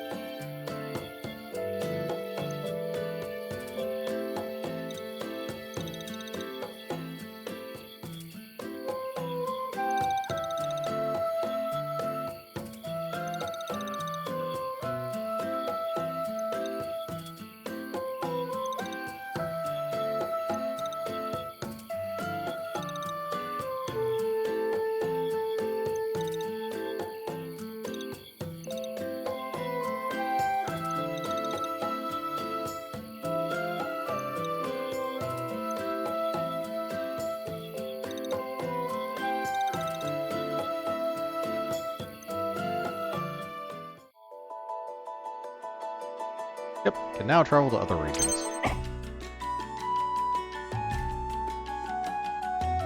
Yeah, other regions will have other stuff.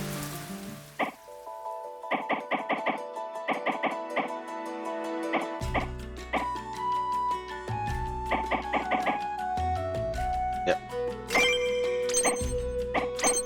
And as said, this is a good time to call it, so, that's all we got for this week. Join us on this Thursday, and the first time I've done this streaming anyways. Join us on Saturday for, what's it called? Resonance of Fate. On Sunday for 13 Sentinels. On Tuesday for I have no idea. Tuesday we're doing Shadow Complex while we solve some streaming issues for what we were going to be doing. Gotcha. And back here next Thursday for more Fae Tactics. Till then, I'm Vincent. I'm the Krampus. And I'm Hunter Grain. And we'll see you next time. Till then, don't trust Fae. everyone. Yep. Never trust the Fae.